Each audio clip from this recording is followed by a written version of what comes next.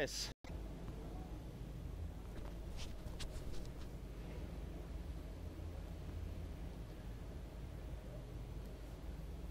We're good. Let's go.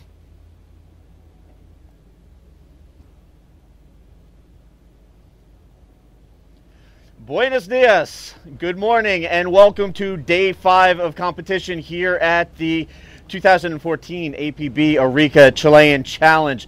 We are just about set to get underway. The winds have subsided a little bit. The waves are picking just over 2 minutes remaining, so he really needs to wait. Hopefully he's got priority, and hopefully he can get a really good wave now, because he's going to be needing the highest score of the heat to overtake Roberto Bruno. Meanwhile, there you can see on the beach some of the locals over in the bleacher section. I've mentioned a few times during the course of competition how cool the setup is for bodyboarding. It's like an arena here, perfect venue. You've got the seawall, which is like front row seating. You've got 2 bleacher sections, one at each end of the on each side of the keyhole, and then you've got lefts, rights, barrels, bowls right out in front, breaking pretty close, so anybody down on the ground watching can get a good view of what's happening out in the water.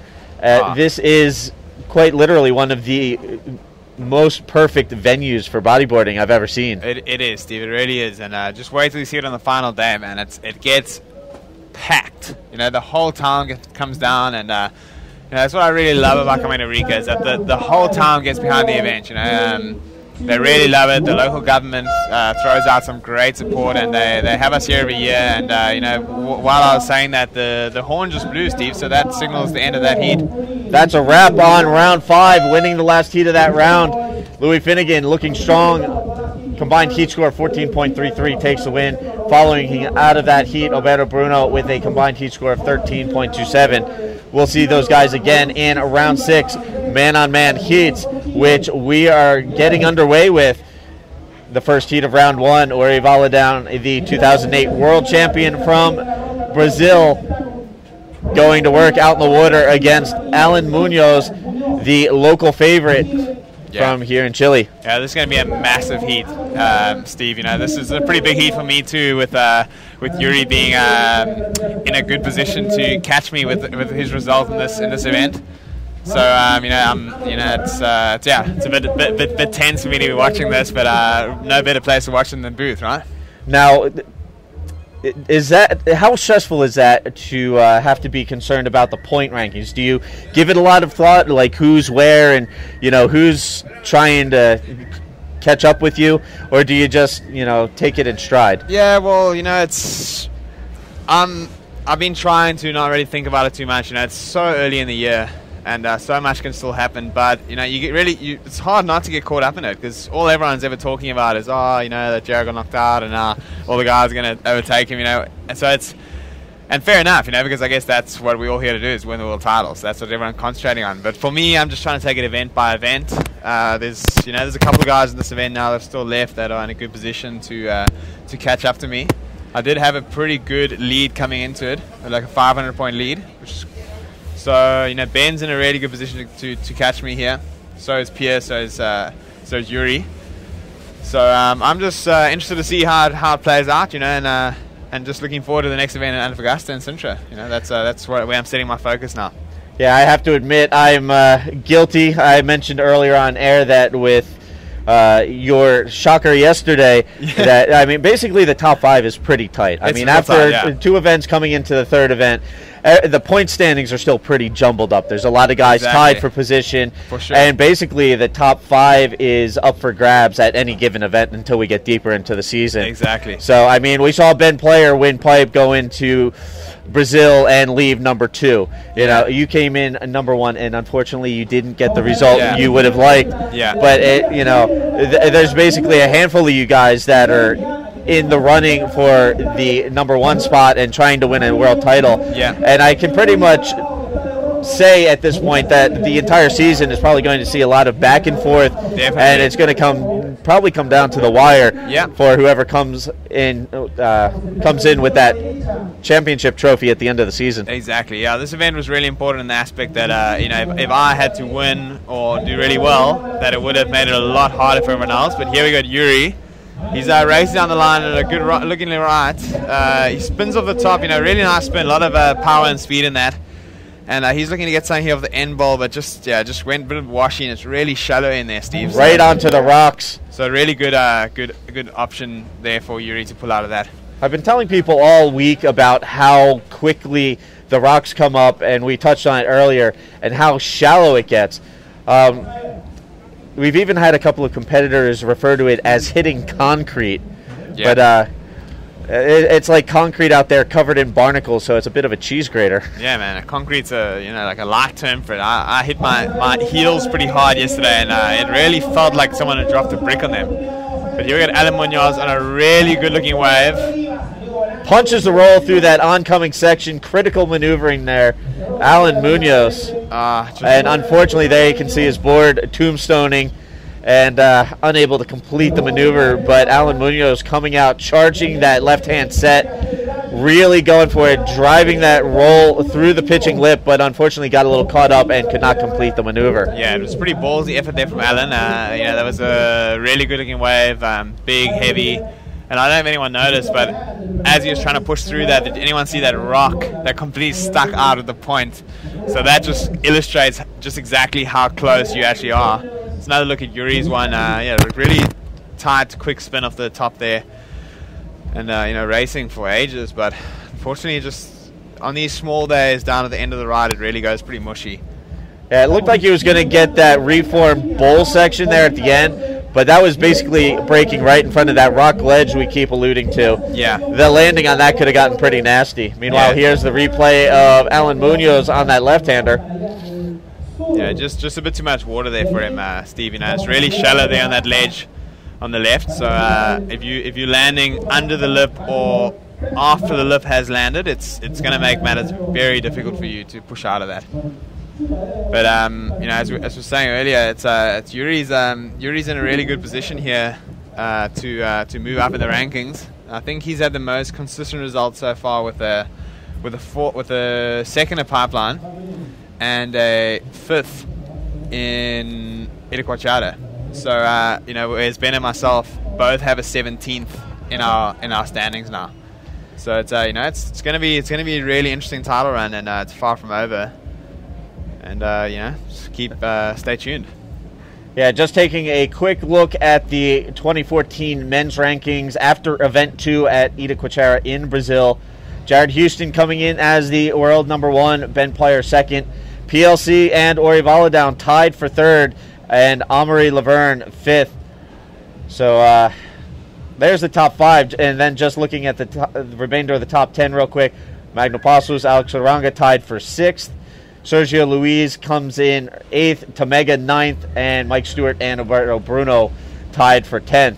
So quick rundown of the top 10 in the men's rankings coming into this event. Again, we'll see some shuffling. We'll see where the cards fall when all is said and done here in Arica. Yeah. But again, after only 2 events, things still pretty jumbled up. A couple of ties there in the top 10. Exactly. And more so as you get deeper into the rankings. Yeah. Meanwhile, Ori Valadown taking a look at this right-hander.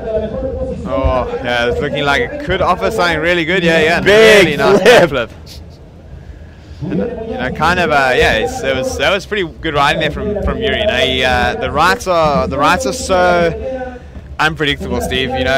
You could take 10 rights and not get one bowl in any of them if you don't know how to pick them. So Yuri puts in quite a bit of time in the rights here, and he knows where that section is. You can see him stalling there. Look here, we got another look there. Stalling hard at the top. Letting go of the brake share, but he's always on the top little bit of his board, trying to position himself to get that section that he eventually flipped off. So some good riding there from Yuri, and I think that's going to be a decent score for him. He set that one up very well. I like how he stalled there at the beginning, and it'd be interesting to see the score. Meanwhile, Alan Munoz up and riding on this one, and quickly kicks out. So, wave exchange out in the water, just waiting for scores to register, and I'll give you an update on that in just a second. Yeah, I was just saying about the rights, they're unpredictable, but if you don't know which lefts to take either, they also can be very unpredictable. it's you know, you want the ones that kind of line up almost like as if they're going to close out, and those are the ones that hug the reef and run really long. So when you see the guys going in the peaky ones, they always run the risk of getting caught up in the first section. And just taking a quick look online, looks like we have Alex Stiegel tuning in, Leandro Piani, and Ray Gorman tuning in. Ray Gorman tuning in saying, thanks for getting the word out about our problems here in NYC and the Boogie Ban. After it was mentioned, the internet blew up about it and the ban was rescinded pretty quickly. Thanks for the shout out and look forward to watching the rest of the comp. So thank you, Ray, coming to us from New York, and congratulations on the bodyboarding ban being lifted in New York City.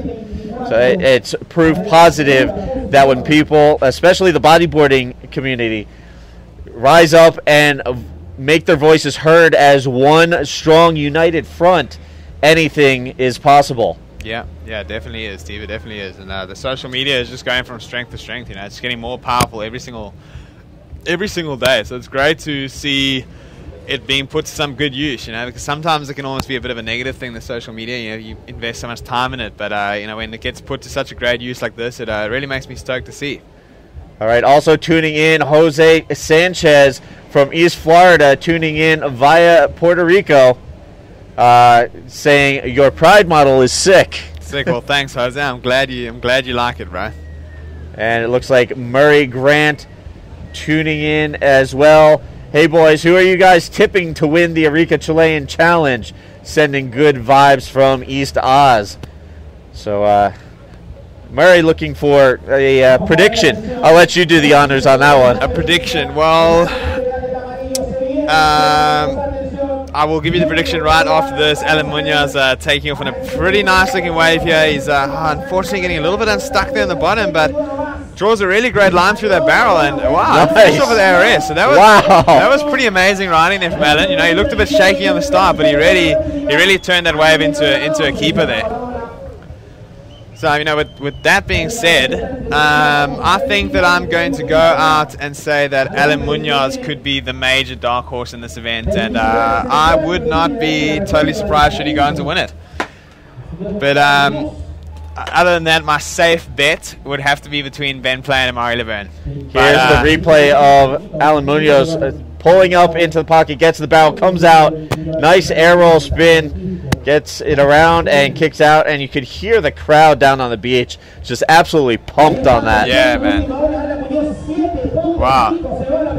All right, so you're going with Alan as the dark horse, and who for the safe bet? The safe bet would probably be Ben or Amari. I don't know, man. The safe bets are, it's just like everyone who's here is just ripping so hard, but I just see Ben and Amari every single year consistently getting the best and cleanest waves out here. But, you know, in reality, it could be any of those guys. It could, I mean, GT shreds, PLC's surfing on another level all the time. I mean, and my friend Ian Campbell's been surfing some really solid heats too. So I don't know, Murray. I'm going to stick with my dark horse, Alan Munoz, and you know, I'll leave the safe bets up to you guys. Well, just looking at a rundown of the history of this event. We saw the screen graphic earlier. Maybe we can pull that up again. The history of ACC champions. I made a list of, we saw the list of previous event winners from 2004 through 2013, but I also went through and analyzed the winners and the finalists for the first 10 years. And coming into this event, Jeff Hubbard, Guilherme Tamega, and Dave Winchester have made the most finals, appearing 4 times in the finals. Wow. Unfortunately, Jeff Hubbard, Dave Winchester not in attendance this year, so that leaves, number-wise, Tamega as a potential favorite. Yeah. But then you also have to consider that of the winners here, we'll get back to that in a sec. Alan Munoz up and riding real quick on that one, not a lot to work with. Just to touch on the winners, we've seen Jeff Hubbard, Ben Player, Guilherme Tamega, and Dave Winchester with 2 wins each. The interesting part, BP has only made the final twice, but each time he's won. So if Ben makes the final, I'm gonna have to tip my cap to him and say he makes it 3 in a row. Yeah, that's a very 3 finals, 3 wins. I could see that happening possibly. Yeah, no, it's very possible. That's what what I'll say. My judgment out here is always based on the guys that I see doing the best in the free serves. Because I reckon that's where people really let their guard down and really have a go. And Ben is he's just so consistent. Ben and Amari both. And looks like we've just been handed the heat draws for the upcoming round, which Steve is going to be kind enough to fill us in on. Yeah, with conditions holding and looking pretty good out there, we're going to try and go through as much of round 6 as possible before the onshores kick up and muck things up again. So right now, again, out in the water, Ori Valadown and Alan Munoz. Coming up next, we're going to see the aforementioned Amaury Laverne going to battle against Elton Loureiro. So the 2010 world champion going up against the 2013 Rio karaoke champion. So the Rio karaoke champion, who's that? Elton Loureiro. That's a bodyboarding event. Sorry, I thought it was karaoke. Yeah. Alright. Yeah, no, Hillerton really shreds. I apologize for my ignorance there. I really just didn't hear correctly there. I thought you said karaoke and not karaoke. Yeah, champion. so I was thinking, wow, so Hillerton can not only bodyboard, but he can sing too. For those of you not familiar, in Rio, the locals are referred to as karaokas. So the local city tour in Rio is referred to as Circuito Carioca. And yes, it does sound similar to karaoke. Yeah. But Elton Loureiro coming out the champion last year in Rio. So he will go to battle against the 2010 World That was huge, Steve. Holy! He just did a massive invert there from Alan Munoz. That was amazing. Alan is on fire in this heat. You can just hear the Chilean crowd down there at the bottom was going absolutely nuts. He was in first position before that. But Steve, that was huge. That was a great controlled invert into the flats. Good wave, and I think the judge is going to be throwing down some big scores in that one. And I'm hoping we get a replay of that while I was adjusting my score screen and my notes. And here we have a look at it again. And boom. That was really nice. Alan Munoz, an 8.17 on that wave. So the Chilean in the lead, the local crowd going nuts. Here's another look. Just absolutely boosting off of that section. Man, that was sick. That's the kind of thing that we want to see today. We want to see guys going fast and timing the sections well and getting boosted, because that's ultimately what's exciting to watch about bodyboarding. It's just that go for broke attitude. So hats off to Alan there. He's put Yuri in a pretty stiff position now. Yuri now needing 8.85 to claw his way back into the first position and take it over Alan. And Alan's got the whole beach behind him, and it's it's a pretty formidable position to be in. So here we actually got Yuri up and riding on a pretty good looking wave. Big flip off that section. Let's see if he can push through. Meanwhile, Alan Munoz up and riding again right behind him on the left. Pulls into the barrel, driving through, comes out, finds daylight. Wow. And wow, Alan Munoz really putting it together here in Heat 6. Yeah, man, that's round 6 rather. Alan wants this. He's got the home crowd support, and I imagine that would be the most fired up feeling ever. So Steve, he did his second highest score was a 7.5. I dare say that he's going to better that. Now, you were mentioning you're picking Alan as your dark horse for the win. I would have to concur. That's been my opinion all along. Alan, one of the local favorites here. And I can't help but think if we were to see the first Chilean champion at the Arica Chilean Challenge, this entire home audience would go Richter. Absolutely insane. It would register on the Richter scale. Man, that it would be great. It would be great for bodyboarding. It'd be great for Chile. It'd be great for the globalization of the sport. So that's ultimately what we want to see. We want to see bodyboarding get opened up again. To include all countries, all nationalities. And we got another look at Yuri's second ride there. We got cut short before, but it does not look like he will push out. No, he did not. And Steve, Allen improved the score on that last wave. Yes, he did. A 7.70 filling in for that barrel ride. That's enough to improve his secondary score. Allen now sitting on a 15.87 combined heat score, holding the lead over Ori Valadown. And now the former 2008 world champion, he's on the hunt for a 9.05, so he needs a pretty hefty score to climb back into this. It's not unattainable for Yuri. You know, he's currently sitting on 6.83. So even if he starts chipping away slowly but surely at that score, he can definitely get it. You know, Yuri's a very, very accomplished rider. As you said, he's a past world champion, a multiple event champion, and just a general all-round champion. So, you know, we've still got a very stacked heat going on here, Steve. We've just gone on 20 minutes remaining, so heaps of time. Actually, I think that time's a little off. These are only 25-minute heats. So, again, I was resetting my score pad and kind of messed up the clock on there. So okay. I'm not quite sure how much time is left. Again, a 25-minute heat, top 2 waves will be scored. Man-on-man heats, winner will advance on to the next round. But my clock's a little off in here, so I apologize if I don't update the time. But at least I have the scores, so I can keep you updated on that, and that's really all that's important. Yeah, exactly. Yeah, and you know, like thanks to everyone for tuning in. You know, I've just been told that we've got one of bodyboarding's legends, Andrew Lester, watching from Cronulla in Australia, and you know, Andrew's been a long time standout in the sport of bodyboarding. You know, he's it's hard to rival his pocket game, and you know, it's great to have guys like this supporting the APB and tuning in from the other side of the world. So yeah, massive thanks to Lester, and hope to see you soon, bro. Here we got another set approaching on the outside.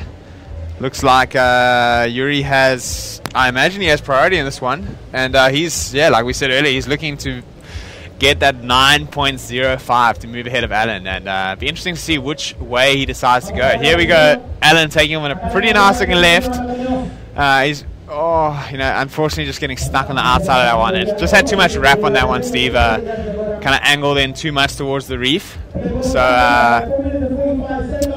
Allen is getting back out there. He's got to fend off Yuri. All right, and again, just touching on our Facebook posts, Jason Raraway tuning in saying, bring it home, Ian. So one of your fellow South Africans tuning in and looking for Ian Campbell to take the honors here at the 2014 Arica Chilean Challenge. Yeah. Ian's, you know, a lot of people might not know much about Ian, but he's been a formidable competitor on the South African national tour for the last 10 years or so, and I grew up competing against him. And it's pretty amazing to see him here on the tour. But while we're talking about that, here's Alan Munoz and another absolute drain pipe. And he's going to look to finish off here strong. But unfortunately, that one just kind of ran away from into the keyhole. But, you know, another nice barrel lift from Alan. Any other heat, that probably would have been a scoring ride. But this one, I think that's going to fall outside of his top 2. Yeah, it looked like he was expecting that section to stand up a little bit more. Just never really gave him the section he wanted. But still a nice barrel ride on that one. So, Allen staying busy out there, again, taking it to Ori Valadown right now. Getting deeper into this heat. Alan Munoz with a combined heat score of 15.87. Ori Valadown, meanwhile, trying to track down a 9.05. We'll see if the former world champion can nail that down, post that to his score, and make it out. But again, right now it is the local Chilean. Yeah, we got another look at Allen's wave. You know, you could see he really wanted to do something out of that barrel there, but unfortunately, it just didn't come together for him. But he's, you know, he looks to be having a good time. Allen, he's such a mellow, relaxed, humble guy, and he'd just be out there having a good time and enjoying surfing in front of his home crowd. One of the things I really like about the bodyboarding of Alan Munoz is he has a very clean style. Yeah, he draws some very nice lines out there, and he hits his maneuvers cleanly as well. Exactly. Yeah, you know, I guess you know, Steve, I think that's you know, that's a great benefit of these events coming to Chile, coming to Brazil, coming to Venezuela. You know, wherever we go in the world, I think it's really important for the local bodyboarding crew to see the top riders surf, to get to compete with them, because ultimately that pushes the level for everyone. And I think Alan is actually a great example of how much good a World Tour event can do for a country, because I remember seeing him his first year, and yeah, he had talent, but he wasn't anything like he was today.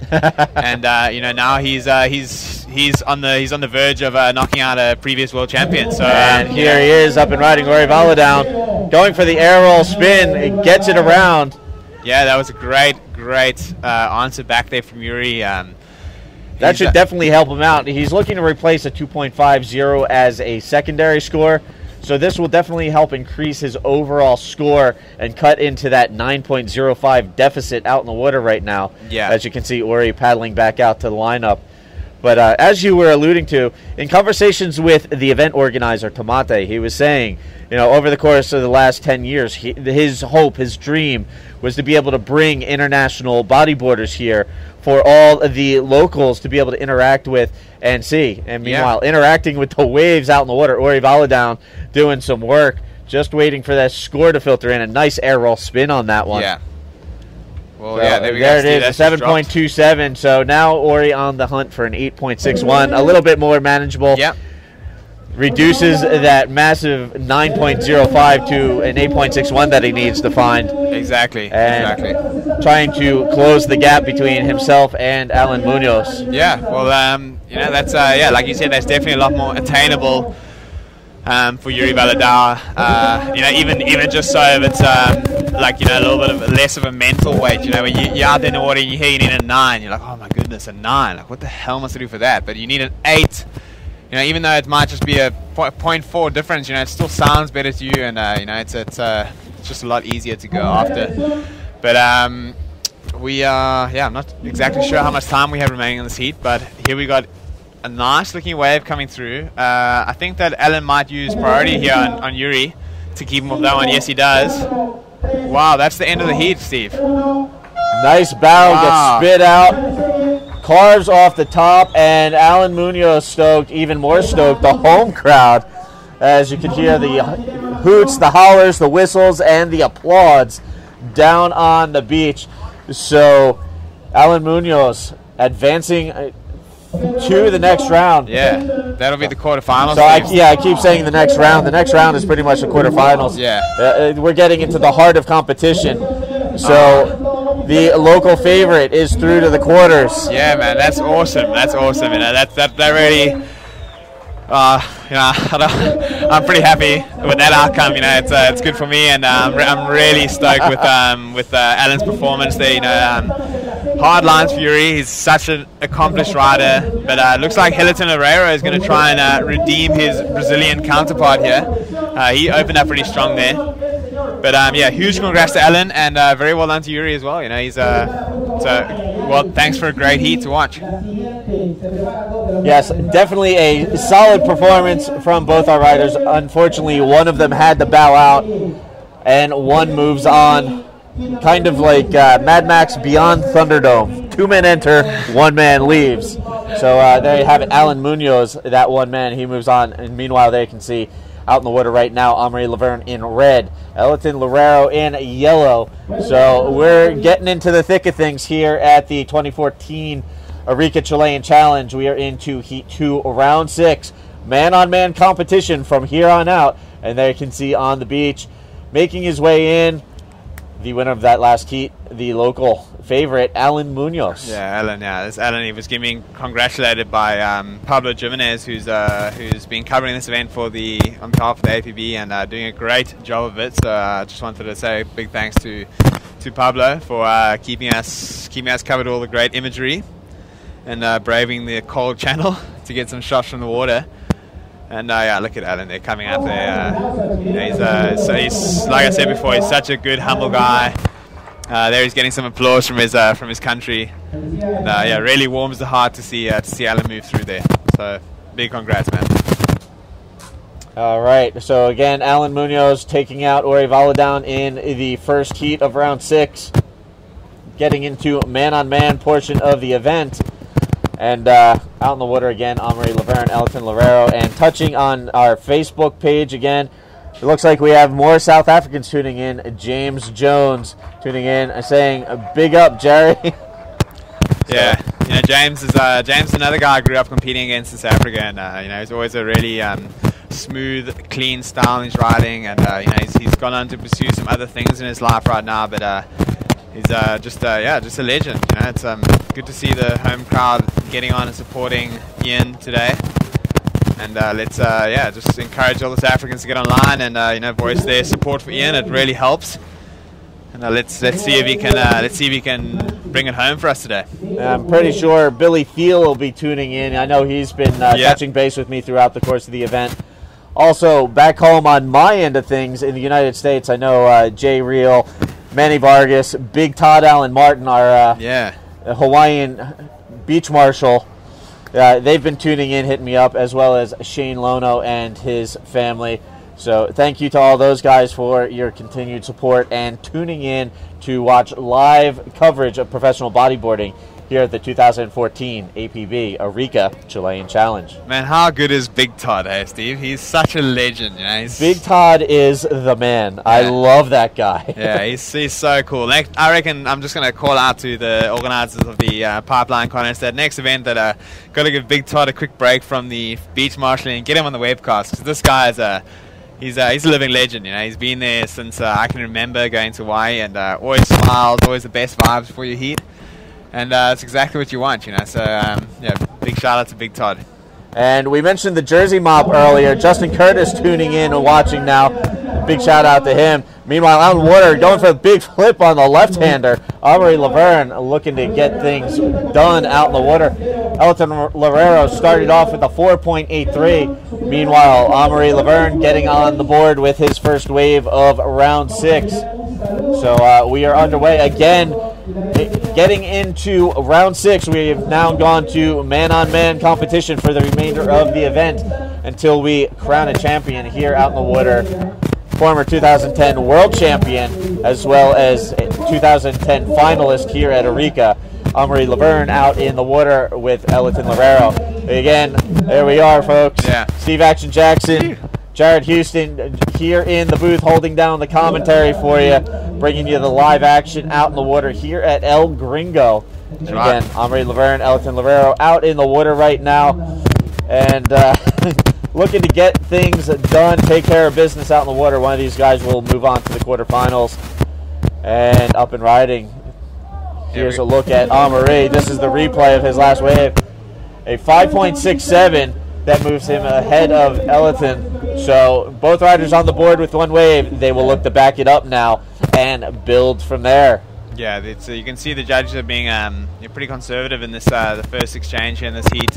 Always good to start off a little bit more conservatively, leave a bit of room for guys like Hilton Herrera to get a nice runner like this one. Let's see if he can punch something off the end here. And yep, pretty projected ARS there, and he's a rock rider, old Hilton is. Yeah, there he is riding those rocks. Little rock climbing. Yeah. So he's gonna just quickly abseil back down there and get back on out. So it's pretty committed there from Hilton. I think, like I was saying before, the guys that do well here are the guys that aren't scared, and that's a classic example of not being scared and just riding straight up the ledge. Some people out in the international bodyboarding community might not be entirely familiar with Elton Lorero. He did very well on the qualifier series last year when it was a 2-tier format for the World Tour, and a very fiery competitor at home in Brazil. Yeah, definitely willing to sacrifice his body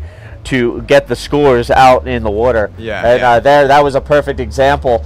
Trying to ride out and demonstrate completion of that maneuver, and as we were alluding to, climbing the rocks a little bit. Yeah, and he was rewarded for his effort with a 6.60. Again, he had to work his way through the whitewater. I'm sure if he had come out a little cleaner and more in front of that, the score would have been a little higher. But again, a pretty solid score to add to his card. Yeah. So there we have it. Both riders with 2 waves under their belt. A 5.67 and an 8.27 for Amory. Yeah. Meanwhile, a 4.83 and a 6.6 for Elton. Amory in the lead with the early stages here in Heat 2, round 6. Yeah, well, so it looks like Amar's had a pretty good wave there in that last exchange, so I guess we'll be standing by for to have another look at that one. But 8.27 is a great score to get so early in the heat, and that puts Hillerton in a bit of a pickle there, needing a 7.35. Still heaps of minutes on the clock though. And I dare say we're in for an exciting battle here with Hillerton, who is so fiery in the competition arena, as you said, and Amari Laverne, who's a past world champion and a real Arica guru. So let's see who can bring this home. And it looks like we have Stefanos Kokarellis joining us on the live webcast, asking where he can see the heat draws. If I recall the website correctly, if you go to surfscorechile.cl, you can see the heat progressions, the heat scores, the heat draws. All that information should be right there. So again, surfscorechile.cl for the heat draws, the results from previous rounds. And I believe there's even a feature you can click on. It drops down and shows the individual scores that were received. Yeah. Stefano is actually one of the best young riders from Portugal, so pretty great to have him tuning in as well. And thanks for watching, Stefano, and we'll see you in Sintra later on this year. Yeah, Stefano's having a pretty solid showing last year at the Sintra Pro. Yeah. Look forward to seeing him compete. Meanwhile, there you can see the legendary Yo-Yo on the beach enjoying some coffee. Yeah. Yeah, he is such a legend. He's always making sure all the boys are well looked after and lending a hand where he can. So always great to see Yo-Yo. There he is again with his friend. Yeah, they're having a good time. They're enjoying themselves. Probably had a big night last night. Yo-Yo's he's always one for some good times. So yeah, Yo-Yo always stoked, and he has been absolutely crucial with showing guys around, making sure people are taken care of, giving people rides when he can. Yeah. I know he's helped me a bit, trying to track down everything from a new mouse to use here in the webcast booth to just finding some bags of ice. So cool. Yo-Yo helping everybody out, always a fixture here at the Arica Chilean Challenge. Yeah, that's awesome, man. And Steve, I don't even seen this as well, but there's someone Maxwell Gifted. She's tuning in from Mauritius, and that's pretty cool, man. I don't know if you've ever been to Mauritius. I've been twice when I was pretty young. Awesome place, and definitely like to get back there pretty soon. I think there's some pretty good waves. Yeah, that's what I've heard. I've never had the privilege of traveling there. Maybe one of these days. Mars on a really nice looking wave here. Let's see what he can do out of the ball. A sick air reverse. Unfortunately, he landed under the lip, so an incomplete maneuver, but a nice attempt there for Amaury. Again, Amaury sitting on a 5.67 and an 8.27 already. Yeah. Looking to add to that, just going for it. Yeah, it'd be interesting to see what kind of score gets given out there, because he did show some level of control, but as you said, the lift came down straight on top of him. So it's likely to be scored incomplete, but still awesome to see guys going for those kind of moves. And I have to say, so far today and throughout the contest, actually, watching Amaury, being around Amaury has been entertaining, I guess you could say. He has been so energetic and ready to go. Out in the water, he's been all smiles during the free surfs. Up here today, while we were waiting for the wind to subside a little bit, he was up in the competitors area, bouncing around. The PA system was playing The Offspring, and Amaury bouncing around, playing around with the other guys. It's some really positive energy coming off of Amaury here at the Arica Chilean Challenge. It's really fun to watch. It's really cool to be around. Yeah, you got to love people with that kind of vibe. Yeah, definitely. He's a really, really positive guy, Maz is, and Amaury, and he's a really committed athlete as well. As fun as he is, and he's a lover of good times, but he's probably one of the fittest guys I know, and without a doubt, the most flexible man I've ever come across in my life. He can do the splits and all manner of other ungodly things with his body that just make my eyes spin. But he is he's a legend, and he's surfing better than ever. He lives in Canary, he surfs front on a regular basis. So I'm expecting big things from him. But here is Hilton Loureiro on a really good-looking one, tweaking that invert. That was pretty impressive, Steve. Really clean landing, good height, projection, and tweak combination. So I'm gonna say the judges are really gonna like that one. Elton tweaking it out, airing it out, and you can see him paddling back to the lineup. Here's a replay of that wave. Elton dropping in, nice size left-hand set, and boom, there it is. Takes to the air, tweaks it, nice landing, as you were saying, and solid wave there for Elton Loureiro. We'll wait for that to fall into place from the judges' booth and see if we have a situation change. Again, he was looking for a 7.35. Was it enough? We'll have to wait and see. But again, Elton Loureiro taking to the air on the left-hander and putting it to good use. Yeah, definitely is. And just a quick little thanks to the guys down in the webcast booth. They seem to be reminding me to sit correctly, because every time that I'm hunched over, they put me on the screen and make me sit up straight again. So good to have the boys looking after my posture. And they're doing a great job with the webcast. I hope everyone's enjoying it. And huge thanks again to Mate for organising his event so well. Every year just runs that clockwork.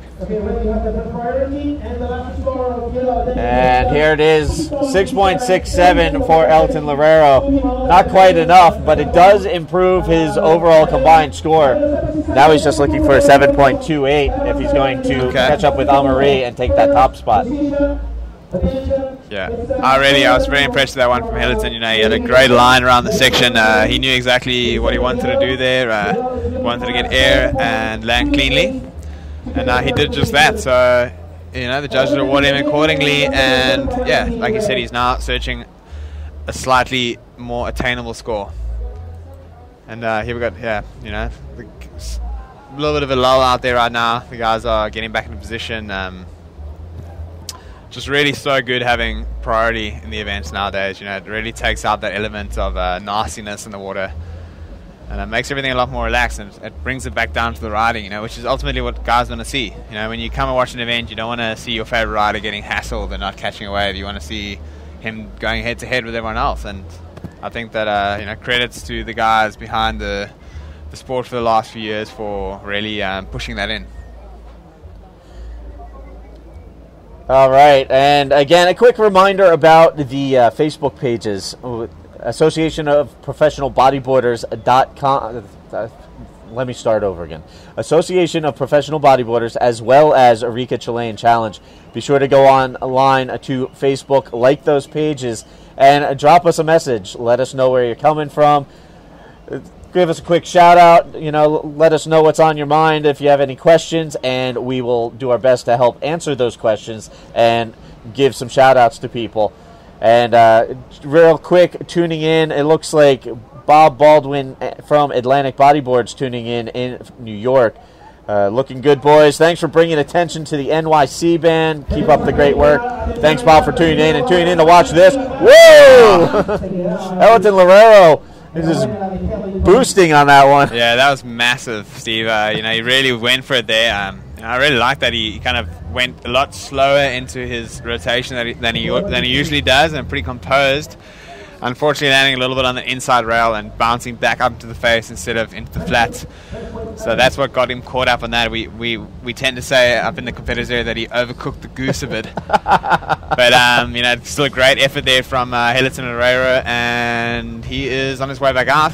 Looks like a kind of a bit of a set coming in, but just not such a great direction on that one, Steve. Now, to finish my thought that I was stumbling on my words with, also do not forget to stay tuned to apbtour.com for all the latest news, highlights, updates, and press releases, all the goods on the World Tour's official website, apbtour.com. Yeah, guys, that's definitely a big one. We want to see the World Tour improve and whatnot. We really need the numbers behind our social media platforms. So if you're looking for a way to invest in your sport, there it is. It's free. You just need to click like or click follow, and give us some numbers that we can work with. So thanks a lot in advance for your support. Then we got BP, the current world number 2. Feels weird to say that. heading out into the water. And he is looking to advance through this heat. He's going up against GT, Guilherme Tamega. So this is a really badass heat. Yeah, this is going to be a tremendous heat coming up. It's going to have huge ramifications on this event. You're looking at Tamega right there. Tamega, a 2-time Arica champion. Ben Player, also a 2-time Arica champion. 3-time world champ Player against a 6-time world champ Tamega. Yeah. This is a heavyweight battle if ever there is one.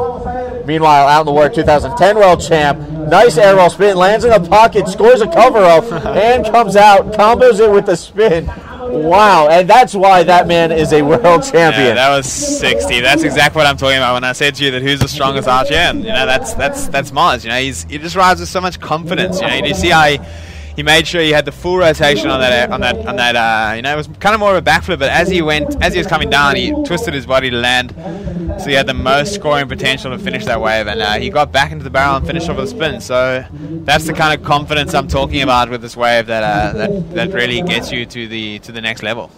So cool and collected out in the water. Amaury Laverne, I can't say it enough. I mean, his riding style, his composure. Again, there's a reason why the man is a world champion, and I wouldn't put it past the realm of possibilities to see that man eventually claim another world title. We'll see how it shakes out. Again, in the top 5 in the hunt.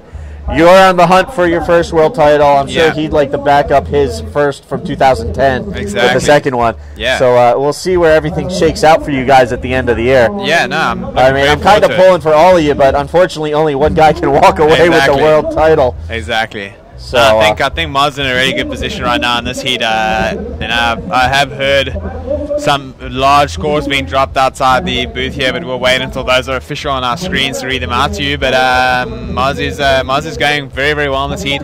I mean, really taking a look at the top 5, just revisiting the rankings. Amaury's in 5th, 2010 world champ, and tied for 3rd. Ori Valadown, 2008 world champ. Tied with Ori, PLC, 2011 world champion.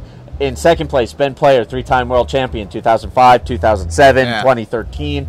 And Jared Houston, future world champion. Well, yeah, you see, I mean, look at that list. You could say that they've all had their world titles, and that's should leave it up to me, but it never works like that. I'm looking forward to a good battle with these guys this year, and it's just a dream come true being able to go up against all my idols. One of the main reasons I got into bodyboarding is because Ben Player came to South Africa, and I thought he was like the coolest guy ever. So it's pretty mind blowing to now be sitting here 10 years later, fighting out for a world title with him, and it's just a dream come true. For those of you watching at home online, you keep hearing some background noises. Jared Houston is throwing pesos at me. Man, I just keep losing my pesos. They just kept dropping down here. All of his change rolling out of his pants pocket. Yeah. So every once in a while you hear money hitting the floor. It kind of reminds me of the old TV show back in the 80s in the U.S., Family Ties. Alex P. Keaton, played by Michael J. Fox. If you dropped change or put money in a piggy bank, he could tell you what the coins were off the top of his head because he was that into money. Wow. I'm not that skilled. I can make the vague reference that it's 100 pesos pieces, but that's because I'm looking at them on the ground. Exactly. But Jerry, dropping coin here in the booth. Dropping coin. Now I'm going to be. Once I leave, you'll probably hear some more background noise. That'll be me scratching around the floor trying to recollect all my pesos to get the taxi back to the hotel. But how much time do you think we're sitting on here, Steve? Time-wise, I'm not quite sure. I have to readjust my clock. But again, score-wise, out in the water, it's Amaury Laverne holding the lead over Elton Lavero. Amaury with a combined heat score of 13.94. Meanwhile, Elton looking for a 7.28. As we're getting deeper into this heat, closer to almost time for Tamega and BP to go to work out in the water. Battle of the world champions.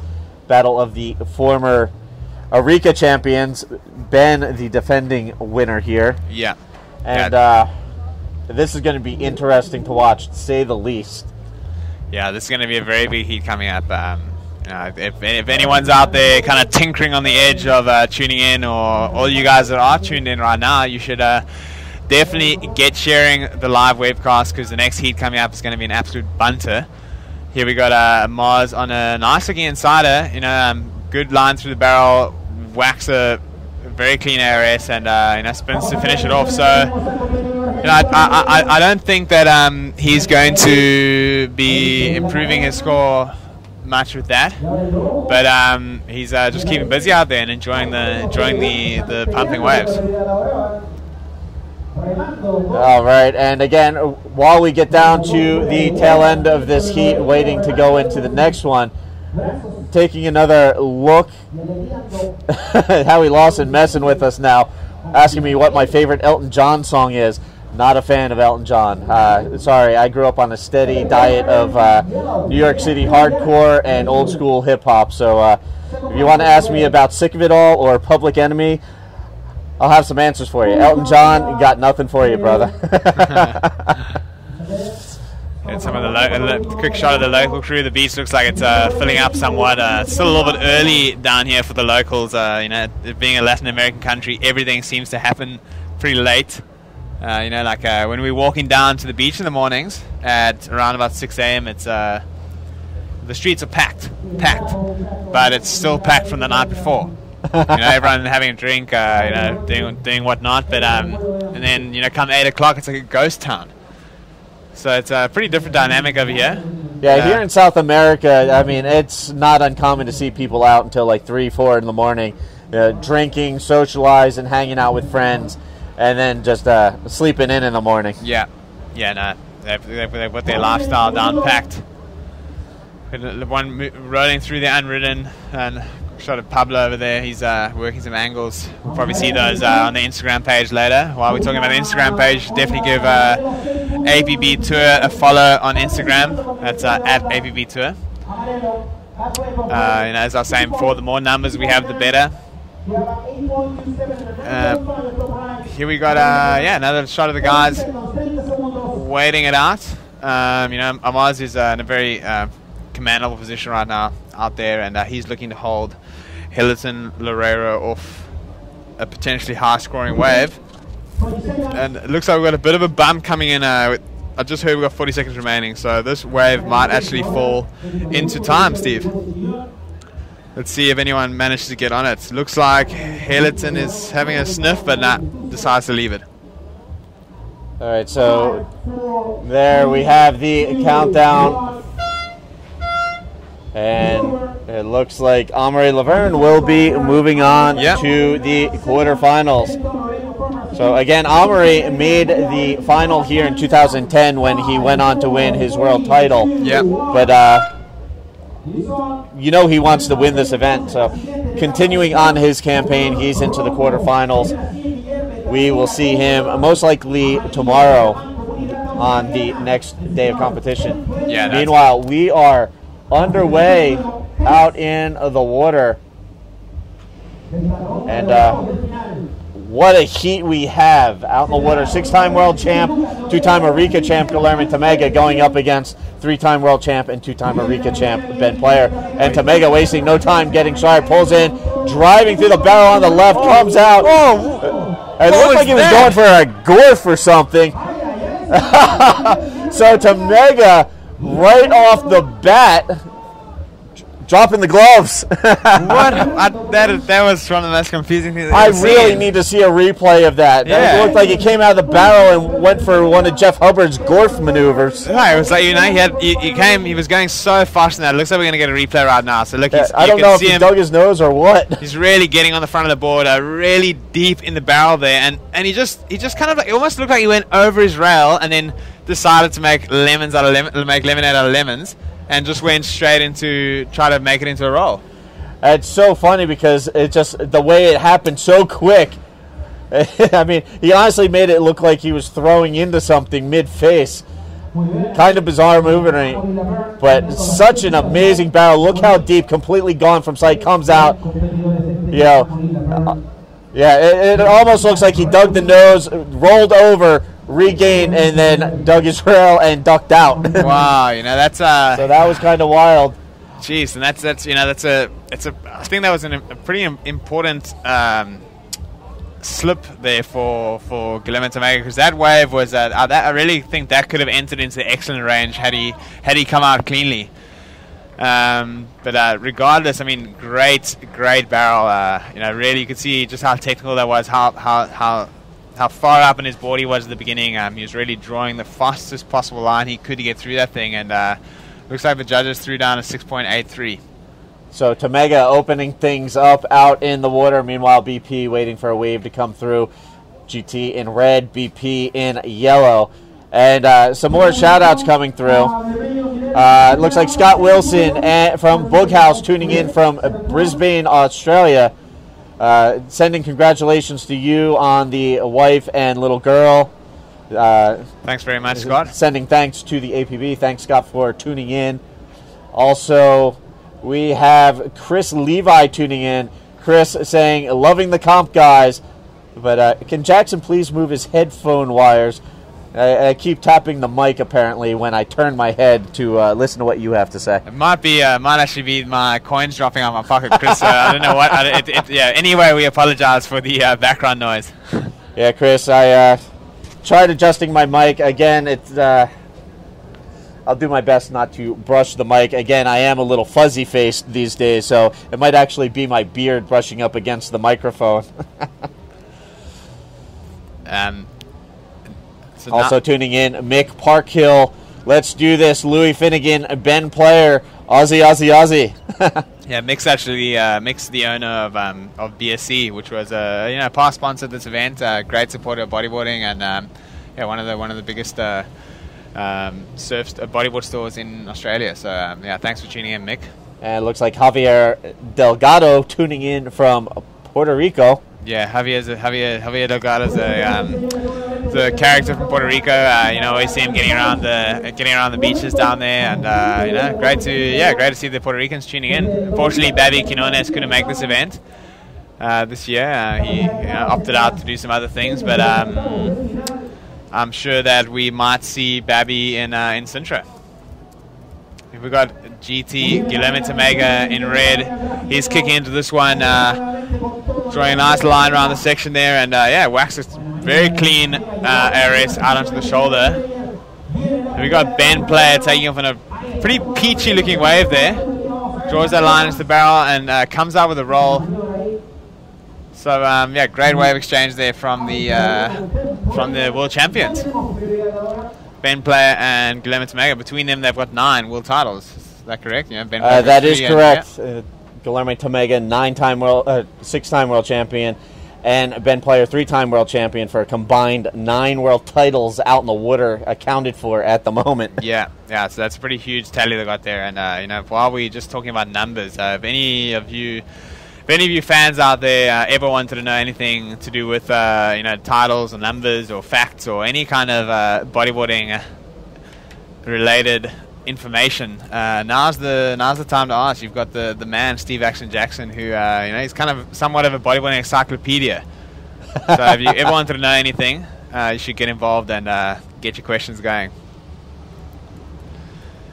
So we're just waiting for those scores to drop from that last exchange. Looks like they're filling in quite nicely. Ben Player was in second place, and looks like he will continue to be in second place. Yeah, right now BP scoring a 6.50 on his opening effort.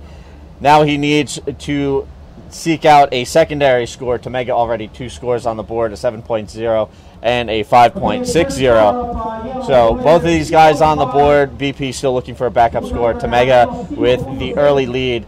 19 minutes remaining in this 25-minute heat. And thank you for the compliment, Jerry. I do tend to dig into the history of bodyboarding a little bit.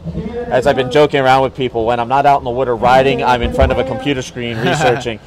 No research needed here. Ben Player flipping on that one. Wow. And a solid maneuvering. So Ben Player with his second wave, and he's not done yet. Combos it with a roll. Very nice looping roll at the end there, Steve. You can see he hit that, and that was a pretty interesting wave that, because it seemed to break a lot slower than what Ben anticipated. So you could see he was kind of waiting around the bottom, hoping for a bit of a lip. Went up, hit it a bit early on his back flip, and that allowed him to land halfway down the face.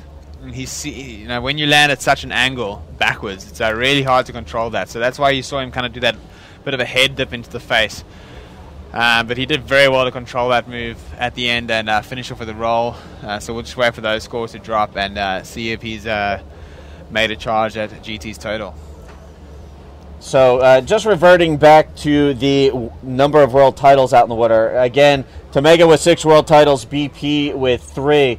Digging into my little bodyboard Bible that I keep with me and always add new pieces of information to as I find them. Tomega with his first 4 world titles between 1994 and 1997. He came up runner-up to Andre Botha in 98 and 99. Again to Paulo Barcelos in 2000, but then 2000, 2002, Tomega adding 2 more to his tally. But you have to keep in mind, Tomega has 6 world titles. Yeah. He also has 6 runner-ups on the world tour, yeah, so 6-time vice champion. Meanwhile, 3-time world champ Ben Player, there you can see the replay, doing some work out in the water, flipping out, and then combos it with the roll on that inside. He timed it pretty well with the backwash, so it gave him a little bit of an alley-oop off of that inside section. Yeah, very, very nice loopy roll there, Steve. That's kind of the main goal of the roll, is that, well, it's rhymes, but here we got Ben opting to go right.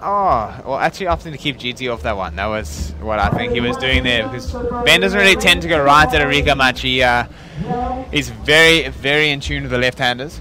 And it's not that he's not in tune with the right-handers, but he knows that the big scores at Arica are more consistently found on the left. So, he's a very, very savvy competitor, Ben is. And so I thought that was a little bit interesting strategy there, but you can see what he's doing now. Bit of a set coming in out the back there, guys. So I dare say we'll see some kind of wave exchange happening in the next minute or so. All right, and it looks like NJ Bodyboard Grom, Colin Anderson tuning in from New Jersey. You gave in a shout out to Ben Player. Apparently, Colin is challenging Ben Player to the ALS Ice Bucket Challenge. So we'll see if BP partakes in that little adventure. Ben, for those of you who had missed it online, you can catch the video. I did the ALS Ice Bucket Challenge and gave Ben Player the honors of dumping a bucket of ice water over my head the other morning. It was cold, to say the least. One, being here at Arica in board shorts, a t-shirt, and no shoes was cold enough. The ice water added to that effect. Yeah, man, it looked pretty cold. Actually, I watched it from out in the water. I was thinking, what is going on there? It looks like a bit of a bump coming in here. Ben Player, just, having a sniff at that one, deciding not to go. It actually looked pretty good. But he's hanging on to his priority, which is pretty interesting. And here we have BP up and riding, taking a look at this left-hander. A little bit of foam on the face. Driving, looking for a section, and nothing standing up to his liking, so he'll just kick out and call it a wave. Now, I had mentioned previously about the winners and finalists. Ben Player, a 2-time champion here at Arica, making the finals twice, so he's pretty much 2 for 2 in finals appearances. 2007, Ben took out Manuel Centeno from Portugal to win his first Arica Chilean Challenge title. And then last year, Battle of the Aussies in the final. BP against Winnie, Dave Winchester, and it was Ben Player who came out on top with that one. So Ben, he had a lot of success in the mid-2000s with titles and events, and it seems like he's reinvested himself the last couple of years. He's always been one of the most consistent and well-respected competitors on the world tour. But, in the last couple of years, he's got another world title, 6 years after his previous title. Yeah. And he's got 2 pipe wins. He won Arica last year. And it seems like Ben has been reinvigorated on the world tour. It's really cool to see. Very much so. I think he's been reinvigorated in a lot of aspects of his riding. Ben is so powerful, such a powerful surfer, and he's just so consistent. And he seems to have put a lot of effort into his free surfing in the last few years. And I think that's now starting to show in his competitive riding as well, is that he's bringing that flair that he's always had in his non-competition surfing and applying it to what he's doing in his heats, which is pretty awesome to see. That's ultimately what we want to get to in bodyboarding, is that guys are doing air reverses out of the bowl with regularity. And like we saw Amari Laverne in the last heat, having a crack at doing those kind of moves, that's what we want to see. All right, right now out in the water, 13 minutes remaining. Situation update. Guillermo Tamega in the lead on the strength of a 7.0 opening wave and a 5.60 backup. Meanwhile, Ben Player with a 6.50 and a 5.5 sits in the second spot, currently hunting out a 6.11 to overtake Tamega for the top spot. 12:40 remaining. That's the situation out in the water. Meanwhile, coming up in the next heat, I'm looking forward to this one as well. We're going to see hitting the water Lucas Nogueira from Brazil. Lucas nailed down a 9.17 yesterday on a textbook air forward off of one of the left bowls to advance on to round 6. He will be joined in the water by the Chilean dark horse, I guess you could say, the underdog, Sebastian Sieti. Sieti started things off by winning his round 1 heat and has managed to advance through every round. He is coming up here in round 6. He is one of 2 Chileans left in the competition. We already saw Alan Munoz advancing to the quarterfinals. We'll see if Sebastian Sieti can follow suit. Yeah, he'll be looking to impress here on local soil as well. I think Sebastian is from Antofagasta, which is where we are heading next. That's kind of what the word on the street has been. And so I'm looking forward to watching that heat. Lucas as well, he's such a strong competitor, and it was great to see yesterday him digging into his bag of tricks and throwing out air forward. It's so common these days just to see a lot of backflips and inverts in competition, and I really liked that the judges went big with that 9.17 and rewarded him for doing something out of the box. And an air forward is widely considered the hardest move to do. So great effort from all fronts there. All right, and it looks like we have a few more people tuning in. We have Carlos coming to us from Southern California, giving a quick shout out to all the riders at Seal Beach, and sending you congratulations on your first career tour win at the Ida Quachera Pro. Thanks very much. So thank you, Carlos, for tuning in. Also, Jose tuning in and asking about your opinion on the Encanto Pro. Yep. Now, if I may supersede Jared just for a moment, I'd like to give my opinion, then I'll let you jump in. Of course.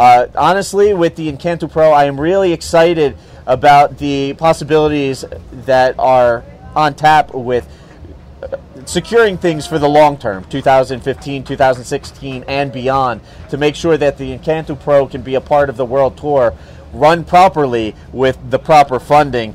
And so it is a little unfortunate that we won't be going to Puerto Rico this year for the Encanto Pro. Yeah. But the prospect of long-term security for that event on the World Tour has me very, very excited. Yeah, definitely, Steve. That's Jose, to answer your question, I agree totally with what Steve's saying. With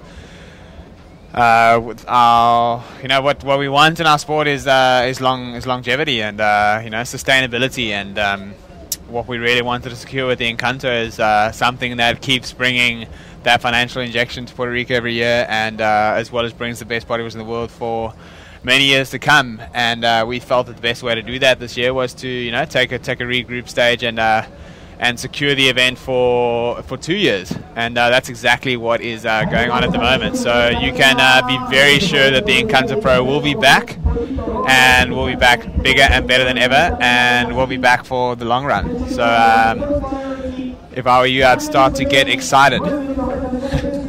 Yes, most definitely. And for those of you at home watching online who are listening to us talk about the future of the sport, look at it like this. If we're going to procure a long-running, stable world tour, we need to be able to do things in a proper fashion. It can't just be, hey, let's throw together an event for the sake of having an event, and then just have everything go wrong, have the wheels fall off the bus, and have it just turn into a giant embarrassment. Yeah. This is supposed to be a professional world tour spotlighting the best bodyboarders in the world. Sometimes you have to take a step back if you're going to move forward and do things in a correct manner. So, I have a lot of respect and appreciation for the approach that has been taken in Puerto Rico with the Encanto Pro and the production company Clio. Yeah. And I look forward to 2015 and seeing that event for years to come. Thanks, Steve. Yeah, we with that. I'm sure I can speak on behalf of Natasha when she, that she's very committed to the sport in Puerto Rico and furthering the sport of bodybuilding in general. And the Encanto Pro is not going anywhere. It's just going from strength to strength. And while we were discussing Encanto, the score dropping in for Tamega on his last wave, you saw the wave, you saw the replay. Now you see the score, a 7.10. So Tamega sitting on a 7 and a 7.10. Holds the advantage over Ben Player. Ben now looking for a 7.61. So he needs a new high score. Needs to bump that 5.50 from his two-wave total. So 7:20 remaining, and still plenty of time out there. You know these guys are both capable of dropping some big scores. So we'll see how things play out in the remainder. But again, right now it is Tamega with the lead over Player. Yeah, 7 minutes remaining. Look at this one, Steve. Look at these waves lining up out the back here. You're just speaking about Ben needing a score of 7.61, and looks like they are gonna get an opportunity to have a go at this. So look, here goes Ben. Ben on the set. He's he's setting his line. He's waiting to see what's gonna happen. He's drawing the line to do something, and bang, punts a nice invert off the end there. It's that's gonna be tight, Steve. That's gonna be tight. The wave was. It was big to start off with, it was solid out at the peak, but where Ben hit it was, really pretty small down towards the end of the wave. So that's gonna be tight to see whether or not he gets that score. What the judges want to see is they want to see you doing moves in the most critical part of the wave. And while that was where the section was on that wave, it was a lot further down the line, and that's gonna be really tight, eh? That wave had a pretty good-sized peak and a lot of open face at the beginning, but then it angled down, got real small towards the end, and it was smaller where he hit that maneuver. He'll get a 6.0, which will replace his secondary score, so now he has a 6.5 and 6.0. But again, he is still on the hunt for a 7.61. Yeah, so, now it looks like Guilherme beat him back out there for priority. So this is, this is very, very, very critical what's going on here now, because, Ben didn't achieve that score he needed. He's still on the hunt for 7.61. Now he looks like he's going to take the approach to sit on the inside, because he does not currently hold priority. He's under priority. So if a really good wave comes through now, Guilherme Tamega is most likely going to block him from taking that. But looks like GT is going to let Ben have this one. A bit of a smaller wave, but it could shape up pretty nicely. Let's see what Ben can make out of it. He's, great backy out of the bowl. Great backflip out of the bowl, and very, very controlled. Very quick turnaround there. It was an inside wave, Steve. So it's, that's going to be another close call there, man. Just under 5 minutes remaining, and it looks like Aaron Dinham tuning in from Cornwall, England, sending shout-outs. Come on, Player. Thank you, Aaron, for tuning in. Also tuning in from the UK, Sam Buckle. Loving the competition, but it's distracting me from getting the latest issue of Lid magazine finished. Well, Sam, you know what? Enjoy the competition. You can always work on the mag later, brother. Thanks again for you guys for tuning in from the UK. Always appreciated having the Brits on board. Yeah. And as well, everybody else out there around the world tuned in, watching live coverage of professional bodyboarding here at Day 5 of the 2014 APB Arica Chilean Challenge. Yeah, Stephen. Look, if you look there, Ben Player just dropped a 6.83 for that last backflip. So still not enough. He's still searching for that 7.28, Steve. 4 minutes remaining. Ben Player slowly but surely building momentum, increasing his overall combined wave total, but needing a 7.28 at the moment to catch Guilherme Tamega. Battle of the World Champions out in the water. The defending Arica Chilean Challenge champion, two-time champ here at Arica, going up against fellow two-time Arica champion Guilherme Tamega. So Yeah, Steve, this is battle, really a heavyweight battle of the champions out in the water, and it has not disappointed. Both of these guys have dropped some pretty good scores out there, and some back and forth right now. Tamega with the advantage, 3:20 remaining on the clock. And what's so critical about this is that you see how Tamega just let Ben go on this. Oh, he just did nice air forward there from BP. You know, it was a smaller wave, a bit of an easier section, but you know, very critical high performance maneuver that might have been a costly